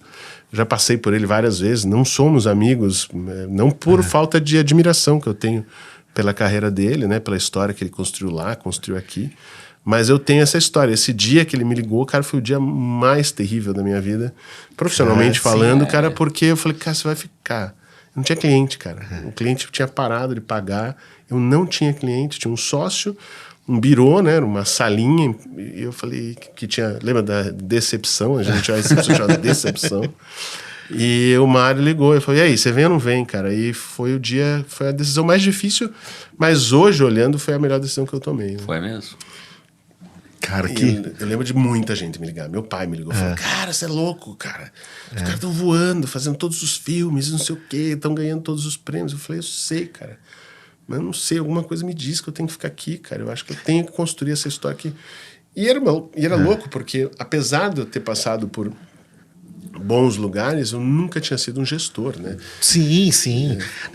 E aí, e nessa época já era TIFF?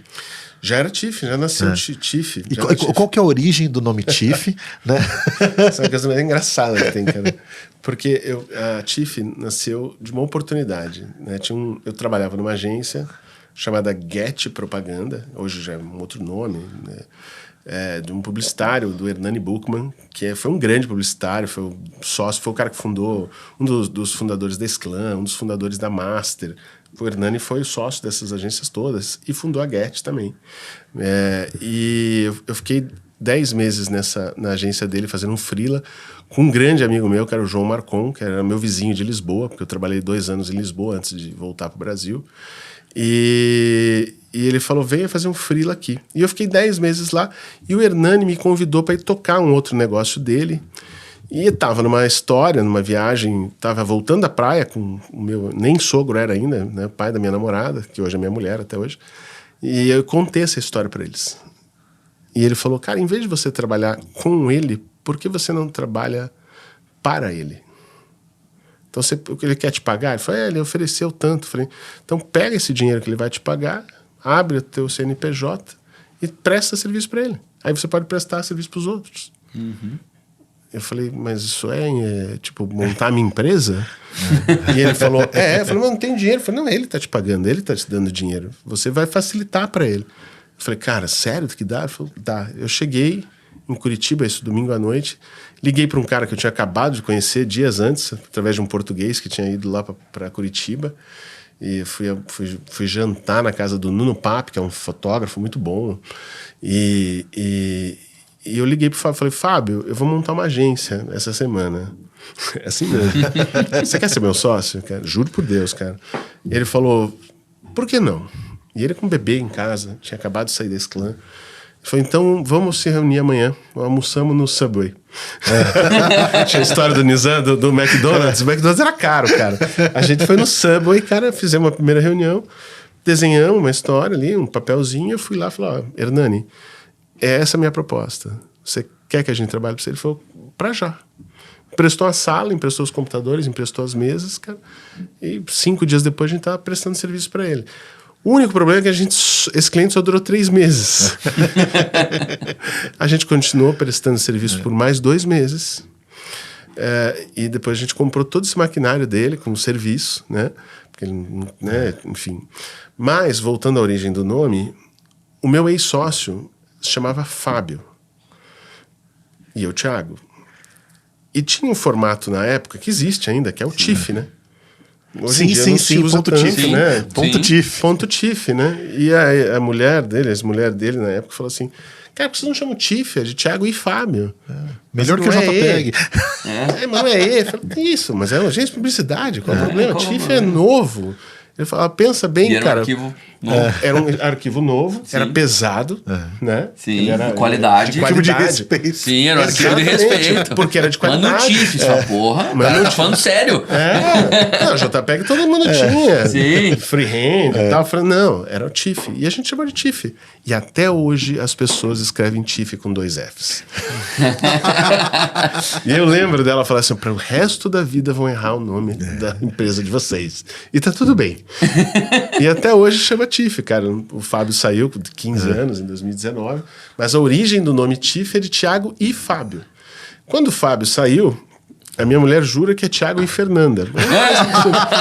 Acho justo. Na verdade, ela sempre achou que era Thiago e Fernanda. Exatamente. Só que ela não queria dizer. Ela já tinha 50%, né, cara? Mas a origem do nome é essa. E daí a história é longa, né? Mas foi basicamente isso. Assim, a gente nasceu de uma oportunidade de mercado e a gente sobreviveu a uma grande tentação mesmo de... A gente recebeu vários convites. Esse do Mário foi um. O Flávio Waitman, né, da Tech in Soul, ele era diretor de criação da Master, ele me convidou para ir trabalhar em Brasília, para ser um gestor dele lá. Tinham outras agências que convidaram a gente, assim, mas foi um ataque. Sabe, um ataque, falou, pô, vocês realmente vão querer fazer isso? E a gente não sabia, cara, porque a gente sofria com tudo aquilo, né? E a gente, não, então vamos conversar hoje à noite, tomar uma cerveja, 2, já esquecia, e não saía do lugar, mas, enfim, em algum momento você tinha que tomar aquela decisão. E a nossa decisão foi por manter. Vamos manter. E para ele foi uma surpresa, porque as oportunidades que eu tinha algumas oportunidades que a gente aparecia, que a gente podia levar um ou outro. A CCZ, a Master, eu podia levar o Fábio. Então eu falava, Flávio, posso levar o Fábio? Pode, mas morar em Brasília e tal. Putz, o cara com recém-filho. Eu falei, cara, não me parece. E a gente foi. E no dia que a gente tomou a última decisão, que a gente fechou todas aquelas possibilidades, que a gente não vai, sem cliente, tá? Não tinha cliente. Na coragem mesmo. E tocou o telefone. Era a Cíntia, lá, dona de uma revista. Falou, eu tenho um job para vocês, que eu fechei uma parceria com aquelas mídias de banheiro. São, não sei, 27 restaurantes. Então eu quero fazer propaganda em todas essas.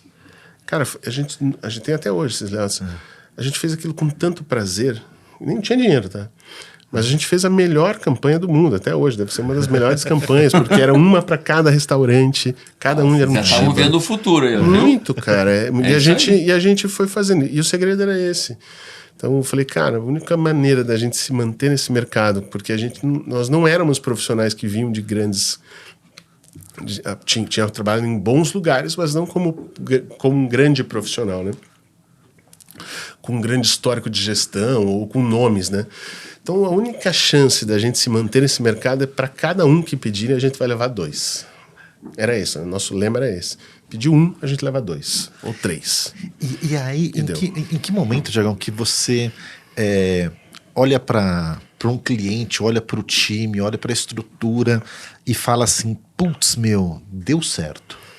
Cara, eu acho assim, ó, com 5 anos de agência, a gente foi eleito agência do ano no Paraná. Porque a gente queria... Nós éramos 2 criativos e que, independente, financeiramente, demorou muito pra gente achar que deu certo. Muitos anos. Lógico, fato. Não adianta a gente dizer que a gente, logicamente... Deu certo para quem estava no entorno antes. Exatamente. Para os clientes, com certeza deu certo. Mas, financeiramente, é muito difícil empreender. Empreender sem capital é um pouco mais difícil, mas te torna muito duro, muito resiliente. Isso é muito bom, né? Porque, de fato, a gente nunca precisou de capital externo, mas...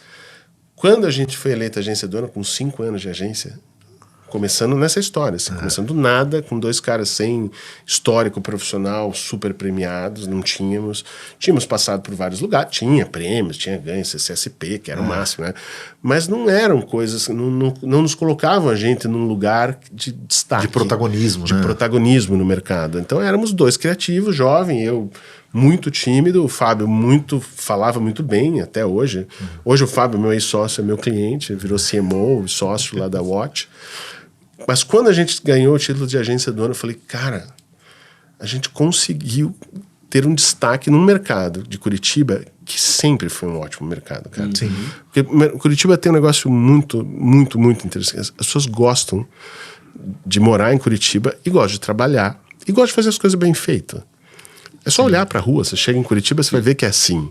Sim. Né? E publicidade, pô, é só olhar para o mundo que você vai ver curitibano em tudo que é canto. Aqui em São Paulo tá cheio de pessoas que gostavam. Então a concorrência era o Mário D'Andrea, era a Master, era a Reds, era a Opus. Era essa a concorrência, cara. E tava todo mundo lá. E a gente foi eleito a agência do ano. Não, agora, esse ano passado, no ano que a gente fez 20 anos, a gente foi eleito a agência do ano de novo. Só que do sul do Brasil e tal. Mas nesse ano aí, que foi 2009, a gente foi eleito agência do ano. E aquele ano a gente ficou muito feliz. Eu falei, Fábio... E o Fábio falou, Thiago, eu não sei exatamente o que é. Mas alguma coisa muito certa a gente está fazendo. Né? Porque financeiramente a gente sabe que esse negócio vai acontecer uma hora. Mas logicamente que a nossa vida já tinha melhorado muito, né? A custas de muito trampo. E deu certo. E eu lembro de uma outra coisa que ele falou pra mim, o Fábio. Ele falou, cara, olha só que coisa linda, né, cara? Você tá casado, eu tá casado, ele com as 2 filhas dele, eu com meus 2 filhos. E quando a gente foi lá na premiação da agência do ano, a gente fez questão. Primeiro que a gente levou uma escola de samba, tá? Cara, foi demais, cara. E a gente fez questão de subir com os nossos filhos, porque aquilo lá é que fazia a gente diariamente querer voltar pra agência. Falou, cara, isso aqui a gente precisa voltar, a gente tem pra onde voltar. E logicamente que era o momento mais prazeroso do dia, né? Você poder estar em casa. E a gente nunca abriu mão da família. O Fábio, que é o meu ex-sócio, amigo até hoje, é um cara super família, assim como eu. Não à toa, hoje meu filho é publicitário. Nunca convidei, cara. Mas ele sempre ouviu, ele sempre viveu, né, muito perto, né? Como o Thiago falou, como eu vivi. A influência era direta, né? Porque você tá ali. Mas acho que 2009 foi o ano que a gente achou que a gente estava no caminho certo. Assim, 5 anos de trabalho, né, de agência, de TIFF. A TIFF nasceu no dia do meu aniversário, dia 11 de maio. Caramba. E ano passado completou 20 anos. Esse ano já fez 21. Mas 2009 foi o ano que, para te responder, ser específico, foi quando a gente foi eleito e a gente falou, cara, não é só a gente que tá achando, o mercado reconheceu a gente como alguma coisa muito legal a gente tá fazendo. Que beleza. Pô, muito bom poder contar essas histórias, cara. Gosto muito do Papo de Amigo por conta disso daqui. Quero trazer um episódio, quero trazer um momento que eu acredito que também tenha sido marcante para você, Thiago. Você ficou lá 18 anos na Deiró, né? Com seus pais. 12 anos. 12 anos? 12 anos. Bodo. E aí o seguinte,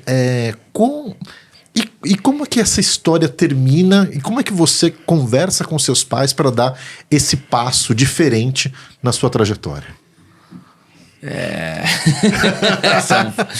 Cara, primeiro que você nunca sai, né? Você não sai de casa. Mas tem um almoço que eu tava. O da Berlim. O da Berlim. Mas conta aí, depois teve um que eu tava. Assim, foram vários steps, né? Você nunca faz uma mudança assim tão drástica do dia pra noite, né? Foram anos ali ensaiando. E eu acho que todo esse processo eu sempre fui uma pessoa que buscou novos desafios. Seja de perfis de filme, seja de clientes. Eu sempre estou batendo na porta de um cliente, eu sempre estou indo atrás de alguma coisa nova. Eu sempre fui muito inquieto no sentido profissional, pessoal. Eu sempre quis crescer. E o mercado de Curitiba foi um mercado que me apoiou muito, né? Todas essas agências que o Thiago falou, eu trabalhei. Eu atendi todos os clientes locais. E eu sempre fui muito inquieto. E sempre com filmes publicitários? Ou chegou a fazer filmes publicitários. Okay. Sempre gostei de publicidade. Só que dentro desse tempo eu fui me aprimorando em alguns pontos. Eu sempre gostei muito do conhecimento, sempre acreditei no conhecimento como um elemento de transformação. Meus pais não estudaram, então acho que isso foi um catalisador de energia deles. Falaram assim, então estude, porque você tem que estudar e tal. Então eu terminei minha faculdade de cinema, eu voltei, fiz esse filme e ganhei Profissionais do Ano. Daí quando eu ganhei Profissionais, meus pais falaram, pô, não é que é bom esse negócio de você estudar menos? Vai estudar mais, pode achar outro lugar aí pra você estudar. Aí eu fui pra Inglaterra, onde eu me formei, fiz uma especialização em direção de cena em Oxford. Voltei pro Brasil, continuei trabalhando, fui pra Itália, estudei História da Arte em Firenze, fiquei estudando Renascimento, História da Fotografia, História da Arte moderna. E sempre voltando e trabalhando. Então, mas toda vez que eu viajava, eu via um mundo de possibilidades. Sempre gostei muito de viajar, sempre gostei de cultura, sempre gostei de estar recebendo novas informações. Até que abre-se um ponto de transição, que eu aos 23 anos, depois de voltar da Itália, sei da chegada da minha filha Catarina, que hoje tem 16 anos. E ali foi uma grande mudança de vida para mim, em que eu já sempre gostei de trabalhar, sempre gostei da parte profissional, do dinheiro e tal, mas essa coisa, quando minha filha entrou, minha mãe chegou e falou assim, ó, para mim, você é minha responsabilidade, ela é sua responsabilidade, eu não pago nada para ela, eu ajudo você a pagar coisas para ela, mas daqui quem cuida dela é você. E aquele discurso para mim foi um pum, cara, eu tenho que cuidar dela, eu preciso me preparar para organizar ela. No melhor estilo Gisele possível. No melhor estilo Gisele de Dona qualidade. Gisele. Dona Gisele falando assim, olha, o que eu te dei é o mínimo que você tem que dar para ela. Então, né, se agilize. Então ali eu comecei a trabalhar muito mais fortemente na publicidade e existe uma grande mudança que os meus pais perdem um grande cliente na produtora. E ele tem um grande turning point na minha vida.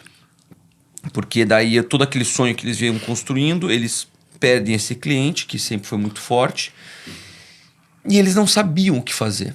Eles ficaram perdidos e falaram, cara, como que a gente faz agora? E tinha uma folha de pagamento altíssima, tinha uma produtora enorme, tinha 50, 60 pessoas, e eles não sabiam o que fazer. E eu ainda muito novo, tinha 25 anos, eu falei, cara, eu vou fazer a única coisa que eu sei que eu posso fazer agora, que é estudar. E aí eu fui estudar administração para ajudar na produtora. E ali tem uma grande transformação de visão do diretor para o negócio publicidade. E aí eu começo a entender que a visão do filme não é só do diretor artístico, do diretor conceito, do formato, da linguagem, mas que tudo aquilo ela era à disposição de um cliente. E aí eu começo a mudar o meu ângulo e saio dessa visão do artista e vou para a visão comercial e empresarial. E aí eu começo a ajudar eles na transformação da produtora. reformulamos a marca, trocamos de casa, faço um reposicionamento da produtora no mercado. A gente dá uma sobrevida para a produtora e a produtora cresce novamente num novo formato, transformando o custo fixo em variável, transformando o investimento do que era necessário no que era core business, o que era, de fato, valor para o mercado. Então, eu faço uma grande transformação. E aí tem uma mudança ali de visões de mercado em que eu quero aplicar algumas coisas. Meus pais acreditavam em outras visões de mercado. E aí eu começo a me perceber um pouco querendo novos desafios. E ali eu falo, cara, eu quero ir para São Paulo. O sonho qual eu já queria antes da minha filha nascer. Só que eu fiquei em Curitiba para ficar perto da minha filha. Então eu não queria sair de perto para criar vínculo. Mas aquele sonho de ir para fora, ele sempre aconteceu. Até que eu vou crescendo, tal, não sei o quê, e eu sou chamado para vir para São Paulo. E aí aqui eu entro no mercado de São Paulo, chamado por uma produtora, pelo qual eu tenho uma gratidão enorme, que é o Edgar Soares e o Rafael Dami, que são proprietários da Santeria hoje, do grupo G8. Eu venho para atender o mercado de Brasília e um pouco do mercado de São Paulo. E aí tem essa transformação de mercado e eu falo para eles, olha, lembrei. Eu falei, eu vou fazer um freela lá em São Paulo, já volto.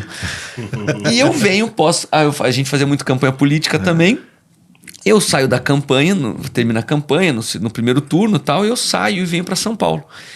Cara, e eu não volto mais para Curitiba. Eu não consigo voltar. Eu vou para um hotel e fico aqui atendendo o mercado local e de Brasília sem parar. Eu vou até dezembro, chego em dezembro, volto para Curitiba e falo, olha, eu acho que vou ficar lá, tá? Eu vou ver com o acordo da produtora. E ali eu falo, olha, eu acho que eu tenho um mercado muito maior, eu quero crescer, eu preciso me desenvolver, eu preciso ter novos clientes, novas experiências. Só um abre aspas aqui, que eu já sempre quis vir para São Paulo e sempre quis me preparar para o mercado aqui. E eu fiz administração. Quando eu vou para Cannes um ano, eu vejo uma brochura da Berlin School, que era uma escola de liderança criativa que fazia no mundo inteiro e que misturava criatividade com resultados. E ali eu vou e falo, cara, aqui é o lugar que eu preciso... E tinha muita gente de São Paulo fazendo. Eu vou para lá para fazer networking com as pessoas de São Paulo, para quando eu me mudar, eu ter com quem conversar, bater na porta. E eu guardando meu dinheirinho para vir para cá. Cara, vou fazer esse MBA, que foi uma grande transformação de vida para mim, em que eu consigo enxergar ainda mais a importância dessa visão sistêmica do negócio, né? Não só do filme como um produto, mas o filme como uma ferramenta, não como um produto, de transformação de negócios, de vidas, de profissões, e aí é ali que eu consigo enxergar uma nova forma. Quando eu venho para São Paulo, eu começo a trabalhar no mercado local, fico 3 anos na Santeria, 3, 4 anos na Santeria, saio e começo a trabalhar no mercado local em várias produtoras, como freelancer em várias casas daqui. E aí vem uma nova etapa da minha vida, que hoje eu estou freelancer, né? E tenho uma estrutura que eu abri junto com 2, 3 bons amigos, que é a Orbix, que é um ecossistema de produção audiovisual que contempla uma série de demandas do audiovisual hoje, né? Então, que era um projeto que eu tinha feito que chamava Drops, que eu fiz depois que eu cheguei da Berlim, quando eu estava terminando, era o meu projeto de conclusão de curso do Positivo, da Universidade Positivo, e que ele dormiu lá, um sonho, como diria o Jaime Lerner, que veio, bateu nas minhas costas há pouco tempo atrás e falou, oi, tudo bem? Eu olhei para trás e ele falou assim, aqui sou eu, seu sonho.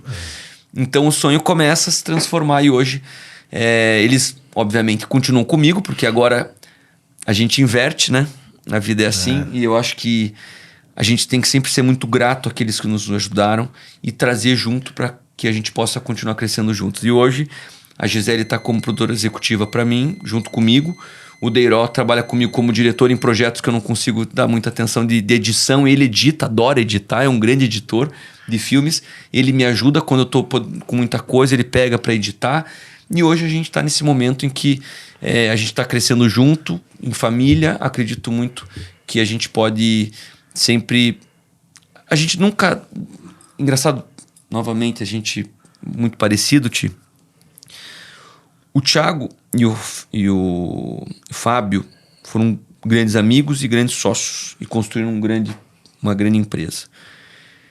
E o Fábio saiu, mas ele volta, porque existiu uma coisa muito séria: respeito. Sim. Existiu valores, existiu seriedade, dignidade, palavra, que são valores extremamente importantes e que são os seus valores. É verdade. E se hoje o Thiago e o Fábio estão juntos de novo, é porque foi uma relação que ela, de certa forma, não terminou, mas ela teve uma nova forma, porque existiam valores sérios, corretos, de homens firmes, que têm respeito, né? E a mesma coisa eu digo com os meus pais. Não é porque a gente não compactou dos meus valores do passado, a gente vai deixar eles de canto, a gente vai trazer junto. Você, o Fábio, se uniram de novo. Então é sobre isso, eu acho que é sobre valores, né? Então eu vejo que eu dei um tchau no passado, mas a gente volta numa nova roupagem, porque a gente tem que sempre lembrar daqueles que nos ajudaram. Muito bom, muito...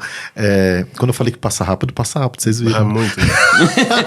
Passa rápido. A gente tem um monte de coisa pra falar. E nem falamos de futuro, né? A gente terminou no presente. Não, a gente vai concluir, né, falando sobre o futuro, porque, cara, uma delícia poder, né, ter dividido com a gente aqui a história de vocês, né, história de vida, história de profissão, né, e aí eu queria caminhar agora pro final aqui do nosso papo, com vocês falando um pouco sobre futuro. Legal. Né? Começando por você, Thiagão, quando você olha tanto pessoalmente como profissionalmente, o que vem por aí? Cara, eu vou fazer um resgate muito rápido de alguns anos. Assim, a gente estava falando do Fábio, que é meu ex-sócio, mas depois de Cannes agora, que a gente estava lá junto, e ficamos juntos mesmo, porque fizemos um monte de coisa junto. Sim, ficamos bastante tempo. E depois eu e o segundo, que é meu diretor de criação, que trabalhamos juntos há 21 anos, a gente foi para Lisboa visitar o Fábio, que mora lá. E passamos 2 dias maravilhosos lá, e é muito legal a gente poder lembrar de um monte de coisa. E é engraçado que não dá tempo da gente falar do passado, porque a gente só está falando de coisas legais que estão acontecendo agora, e principalmente falando do futuro. Mas é a memória do passado que faz a gente querer estar perto, né? Tomar uma cerveja, ou tomar um vinho, ou almoçar, ou ir visitar ele na casa dele, enfim. Então isso é muito bacana. Mas em 2019... quando o Fábio decidiu sair da agência, ele decidiu ir para um caminho, tinha umas startups, tinha umas ideias muito legais, e ele decidiu fazer... E eu renovei meus votos com a publicidade mesmo, porque eu também tinha perdido um pouco o contato com o dia a dia diário da agência. Então, em 2019, eu resolvi que eu ia voltar 100% para a agência. A agência tinha dado uma boa enxugada, e eu comprei a parte do Fábio. Só que dali pra frente eu ia ter que fazer aquilo não sozinho, porque eu tenho o Valdemar II, que é meu diretor de criação, que até hoje está comigo, a Rafaela Coradin, que foi por 13 anos uma pessoa fantástica, que sempre acreditou em mim, e eu falei, olha, eu vou comprar e daqui pra frente. Só que tudo que a gente fez até agora não vai valer de muita coisa. O mercado mudou e está mudando constantemente, né? Eu acho que a gente aí é uma das gerações mais resilientes, porque... Gente, vocês lembram que eu falei que eu liberava layout no vegetal. E hoje em dia a gente está falando de que a quantidade... Esse dia a gente fez um levantamento, a gente usa em média de 35, 40 ferramentas de inteligência artificial dentro da agência. Não todo dia, dia, mas em diversas necessidades, em diversas oportunidades, né? Então, em 2019, eu decidi comprar. A agência estava super enxuta, Marcos. Saiu de 50 para 12 pessoas. E eu comprei, eu falei, olha... E eu convidei um cara que chama Rodrigo Turra. Esse cara vendeu a agência dele, que era Redirect, para o Grupo Dentsu. Ficou 5 anos tocando aí Prospect aqui. Esse cara é, para mim, um baita de um gênio da publicidade, mas é um cara muito completo, porque foi marketing, foi uma série de coisas. E ficou 5 anos aqui tocando aí Prospect, que era a maior compradora de Google aí por muito tempo. E ele voltou cheio dessas boas práticas do Grupo Dentsu. E eu falei, Turra, me ajuda a redesenhar essa agência. Tive um outro amigo, o Guilherme Gomide, que me cedeu um material muito valioso na época, né? Logicamente, que era o Ediscope, né? Editadinho, né? Com o que ele podia. Mas eu lembro que eu peguei o Ediscope e falei, eu vou redesenhar essa agência de acordo com o que o mercado está procurando numa agência. E eu lembro que o Ediscope foi o meu norte. Logicamente, eu estava muito bem amparado pelo Rodrigo, que era um cara digital pra caramba, já tinha vindo tocar. Então nós dois redesenhamos a agência para os próximos anos que estão vindo, até hoje como a gente está indo. E a gente desenhou um framework que a gente chama de Bits and Bytes. Então, basicamente, os bytes são a quantidade de dado que a gente gera e os bits são as ideias que, na verdade, era o DNA da agência, né? A gente não podia perder essa história. A gente sempre foi criativo, que quis ser criativo. Então, a gente redesenhou essa agência. Bom, Mark, rapidamente, para encurtar, 2019, a agência tinha 12 pessoas. Hoje, a agência tem 100 profissionais. Né? 100 profissionais contratados que estão diariamente. Temos clientes que eu tinha um cliente que era 90% da receita da agência. Hoje eu tenho 13 clientes que fazem com que a minha agência seja muito equilibrada, que nenhum deles vai me colocar em risco de daqui a pouco estar numa UTI, né? A empresa, logicamente. Então a gente conseguiu redesenhar a agência. A pandemia, a gente conseguiu entender que... A pandemia também foi... Logicamente que ninguém precisava passar por tudo aquilo, mas a gente foi um período de muita aprovação, que a gente entendeu que a gente tinha processo, que a gente tinha controle, e que isso, graças... realmente a Rafaela foi uma pessoa fundamental nesse processo. Rafaela Coradinho, que hoje trabalha na Lua. E a gente conseguiu fazer um turnaround fantástico, assim. Então, sem nunca pegar um centavo emprestado, sem nunca ter feito nenhum centavo, nenhuma dívida. E hoje, sem dúvida, é uma das maiores agências do Paraná. Foi eleita a melhor agência mais criativa do sul do Brasil. Eu aí fico super orgulhoso mesmo, né, desse reconhecimento aí dos 100 melhores aí do Brasil faz 2 anos já. E isso é fruto lá de 2019, mas eu acho que tem uma coisa fantástica que é pessoas, tá? Em 2019, quando eu comprei a agência, todo mundo sorriu para mim, Marquinhos. E isso foi uma coisa que eu não imaginava, mas eu não sabia como eu tinha tanta gente que gostava de mim. Porque eu também era um cara muito mais de dentro da agência, apesar de ter bons amigos. Mas todo mundo sorriu pra mim, cara. Todo mundo. Ninguém me deu nada, mas todo mundo sorriu pra mim. Então, pra mim, foi fantástico, porque a gente... Hoje, né? Hoje eu digo que eu acho que o maior ativo da TIFF hoje é a mesa que eu consigo sentar. Hoje mesmo tive reunião de gestão. Então, eu sento com uma diretoria que são os caras que eu sempre quis ter, né, em todas as posições, desde a operação, criação, mídia, performance, atendimento, são caras que eu sempre quis ter na vida e hoje eu tenho a melhor mesa que eu poderia ter. Então, eu acho que se eu puder deixar alguma coisa para o futuro, assim, vamos trabalhar um pouco mais a nossa generosidade, porque é só através dela que o mercado vai se desenvolver. E generosidade não é dar esperando receber, porque, de fato, as pessoas pensam de uma maneira diferente, mas eu tenho, assim, a gente, ao mesmo tempo que a gente foi ganhando muita coisa, a gente também foi ajudando muita gente, outras agências, sendo parceiros, e isso volta. Esse não é o nosso mercado, logicamente, mercados para mercados, assim. A TIFF nunca foi uma agência, que eu digo, de perdigueira, ela nunca foi atrás de clientes. E os clientes sempre vieram atrás através da indicação de outros clientes, amigos, pessoas que realmente tiveram boas experiências.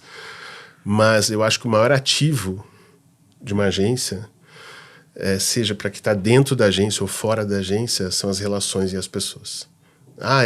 Tecnologia a gente compra, é tudo meio, é muito fácil, é tudo botão, ferramenta. Agora, cuida das pessoas, cuide bem das pessoas. A gente está já há um bom tempo cuidando dos jovens através do projeto Miyagi, que é o Tira Casaco. A gente desenhou um projeto Miyagi e é um sucesso pra gente, tá? Porque a última vez que entraram 2 Miyagis, tinham 54 jovens. E eu lembro de, em 2019, abrir para o mercado e tinham 2 pessoas interessadas na TIFF, 2 estagiários interessados. A última que a gente fez tinham 54. Caramba. Então, alguma coisa de muito certo a gente continua fazendo. Mas a TIFF nasceu em 2004. Ela renasceu em 2019 e ela continua muito viva hoje. E primeiro porque, assim, eu acho que tem uma qualidade da minha que eu consigo realmente deixar as pessoas próximas e confortáveis aonde elas estão.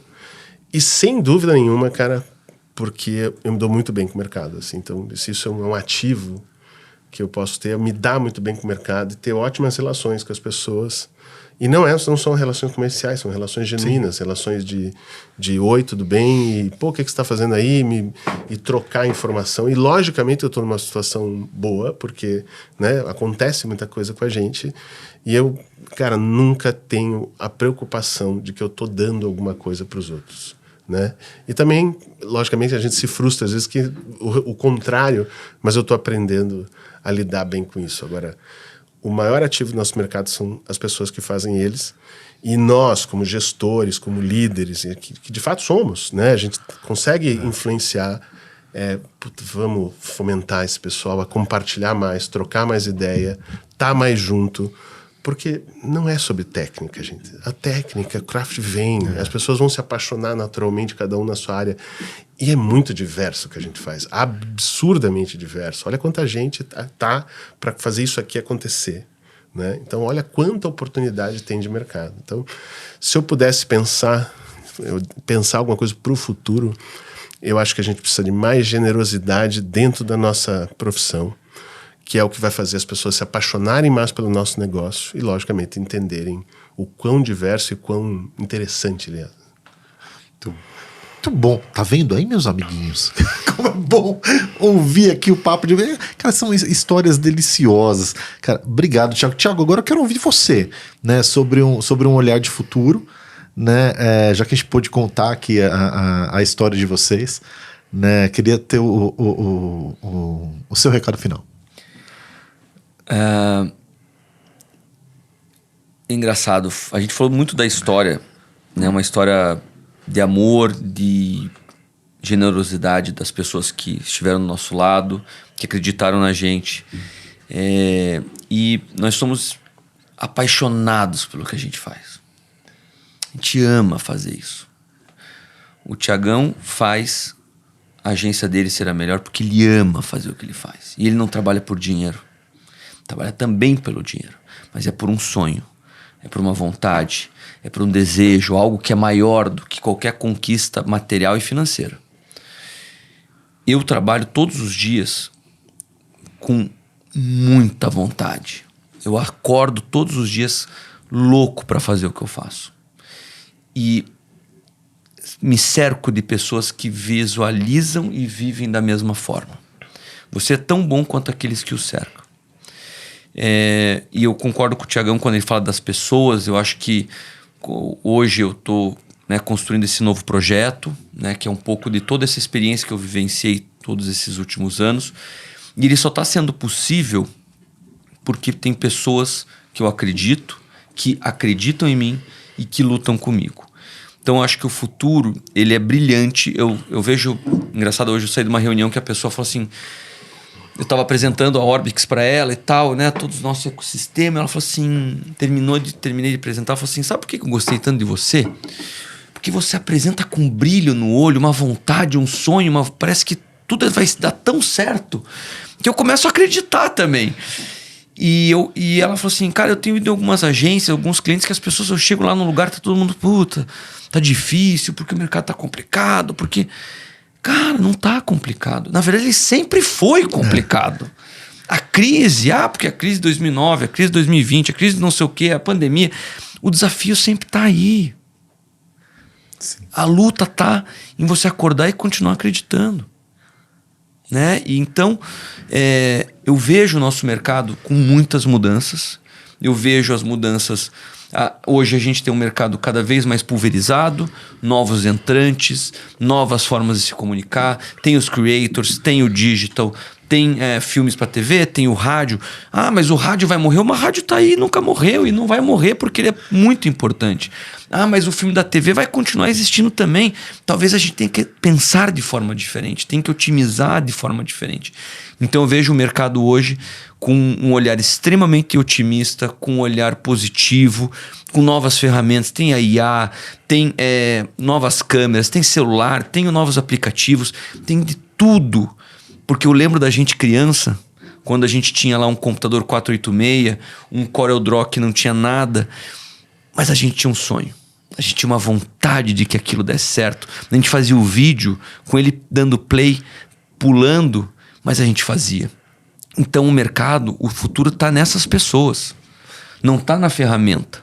Está na vontade de você transformar e você acordar e olhar um celular e falar, cara, eu vou fazer desse celular a melhor câmera do mundo. Então o futuro não está na ferramenta.